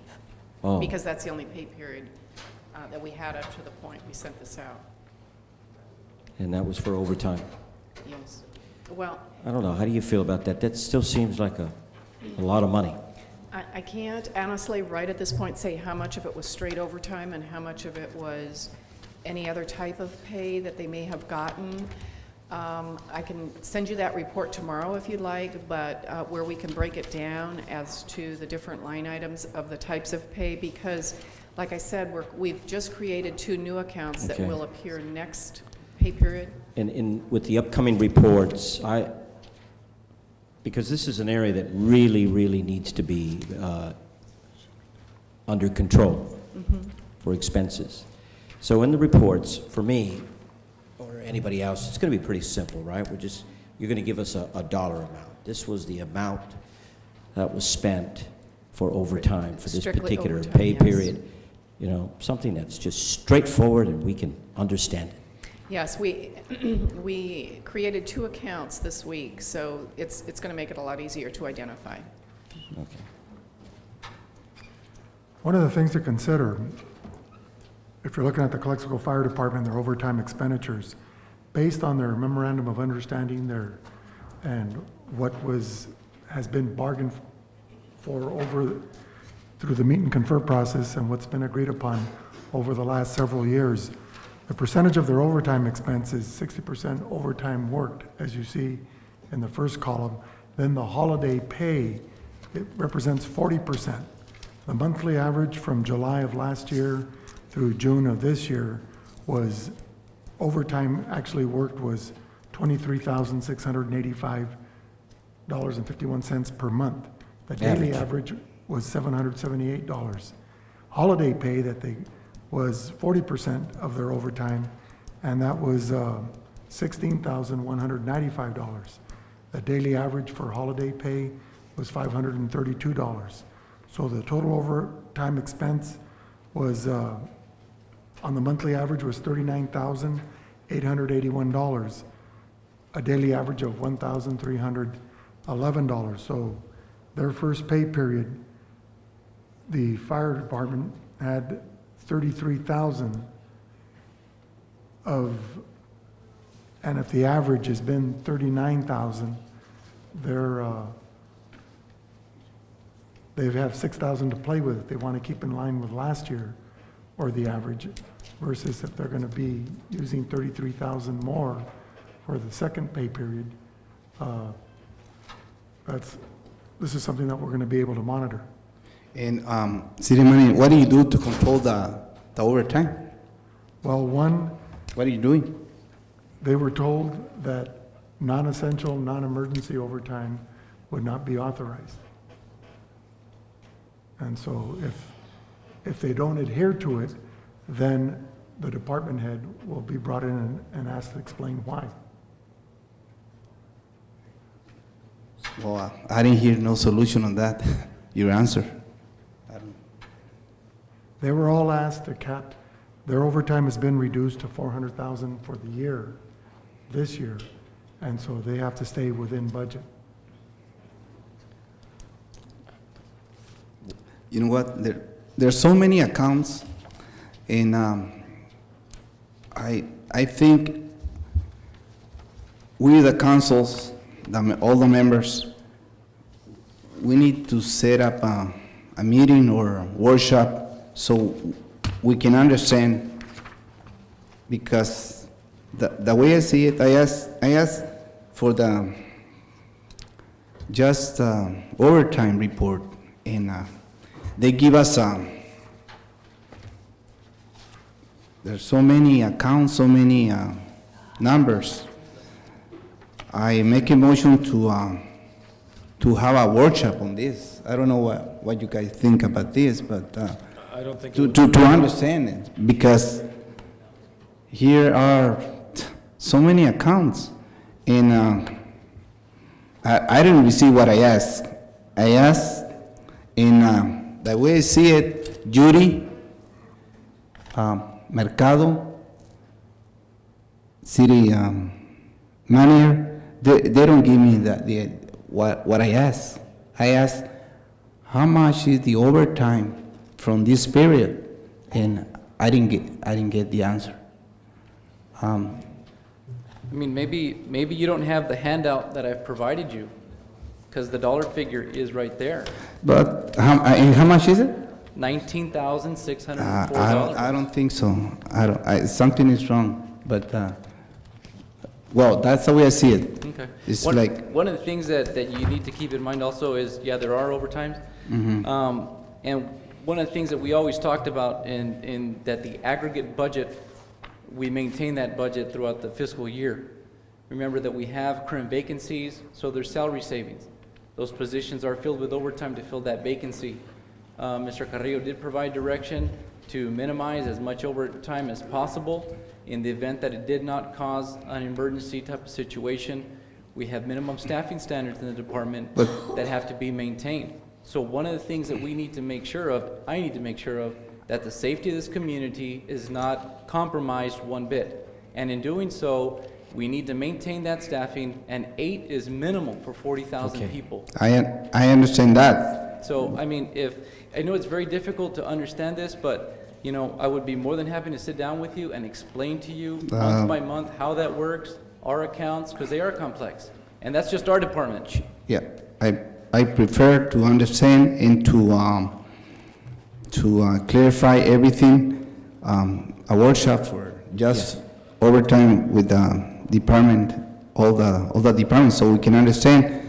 And like I told you, the way I see it, like I ask you how many employees are in sick leave on the first period, the first paying period. You didn't answer to me. You answered to me in hours. Well, yeah, you told me that in hours. I asked you, how many employees?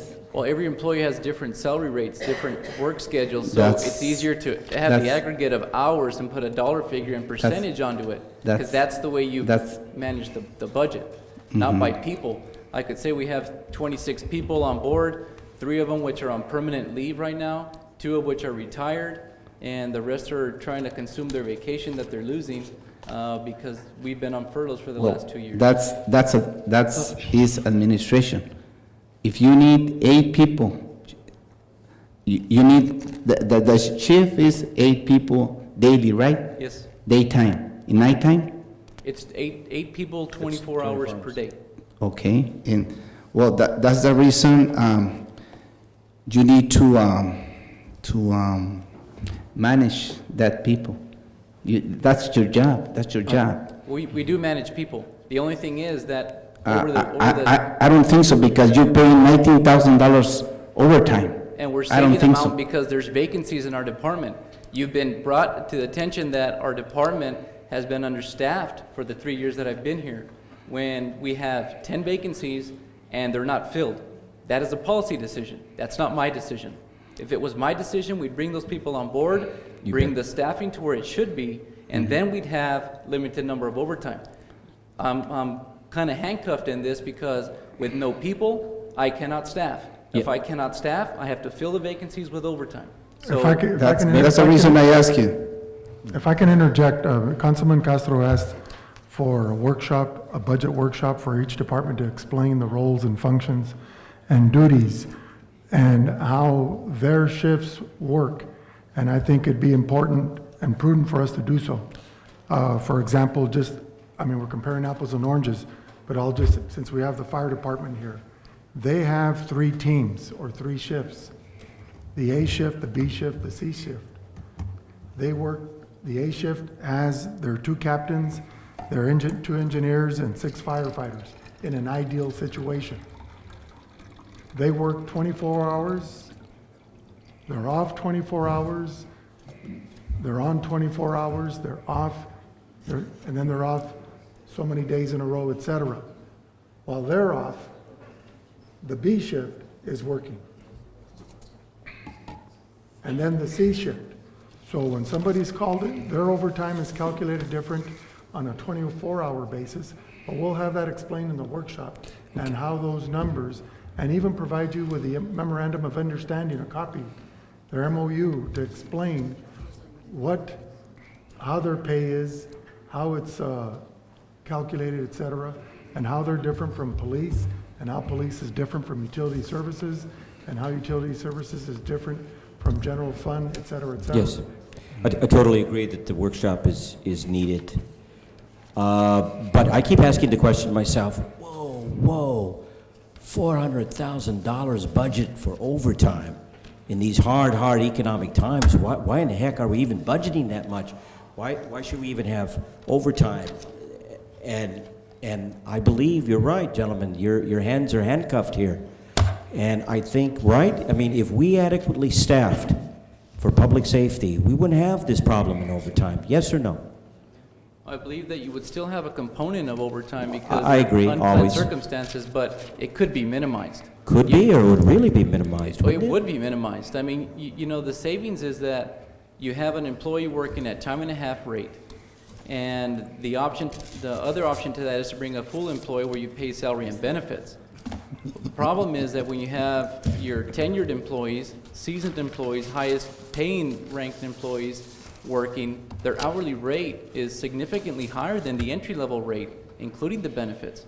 So the cost savings is very minimal, $1,000 a month maybe for a new employee versus paying someone overtime. So, the drawback to that is your employees are being overworked, the Absolutely. higher number of injuries, a burnout. So it's always better to hire new employees. Yes, and I'm sure others are just like me. I'm very, very concerned about public safety. I think at this point in time, we have a real crisis. So I think we need to do these workshops. But it begs the question, how come we're not informed? There's been a whole lot of time that's passed. I haven't been part of this, but it is complicated for us, and it should be made simple so that we can make good judgment and informed decisions.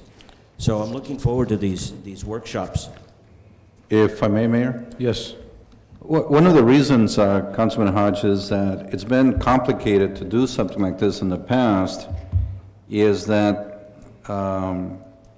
there was always a concern by adding personnel to police and fire that the overtime hours would still be put in just by more firefighters and more policemen. That it would still continue? Well, the thing is now that this has passed for the fire department to bring in those 4 firefighters. It's going to make a difference. Then I believe it will make a difference where now Chief Mercado will have the option of somebody calls in sick, okay, he's down to 9. Right. If somebody's on vacation, he's down to 8.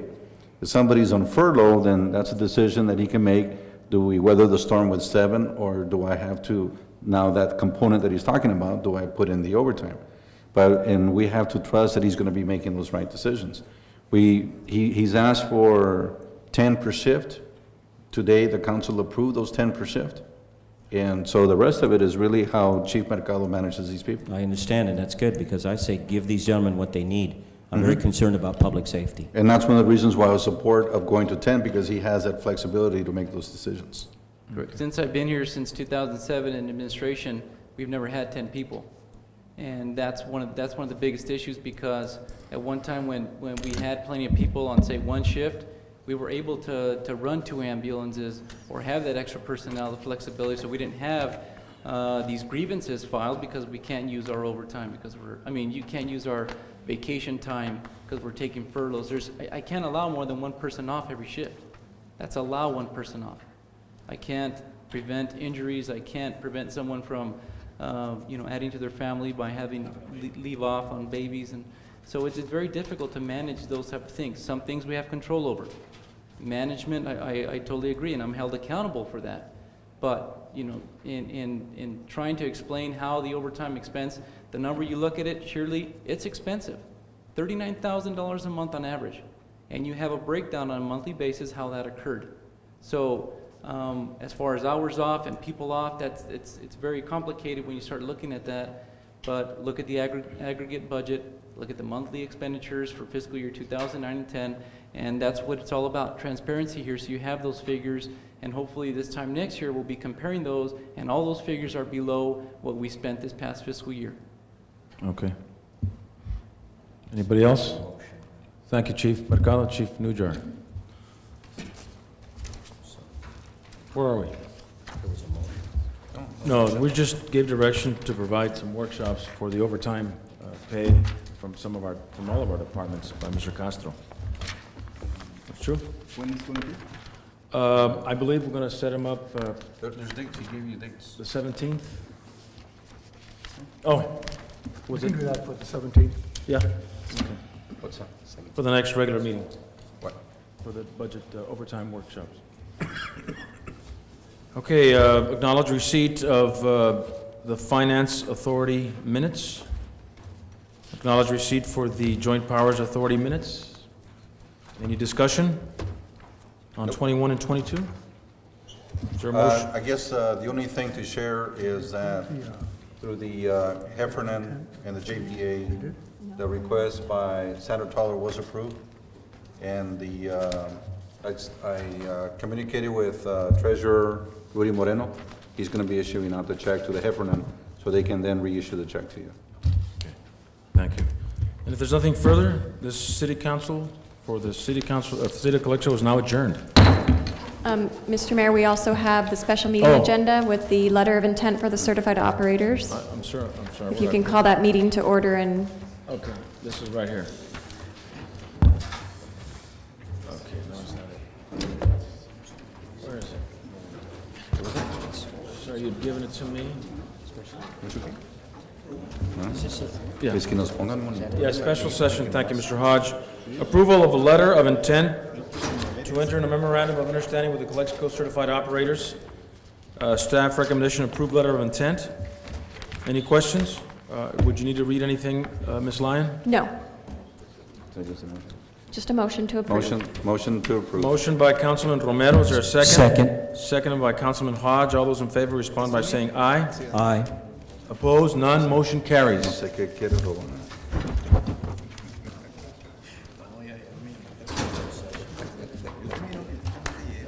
And we go back to closed session. Meeting is adjourned.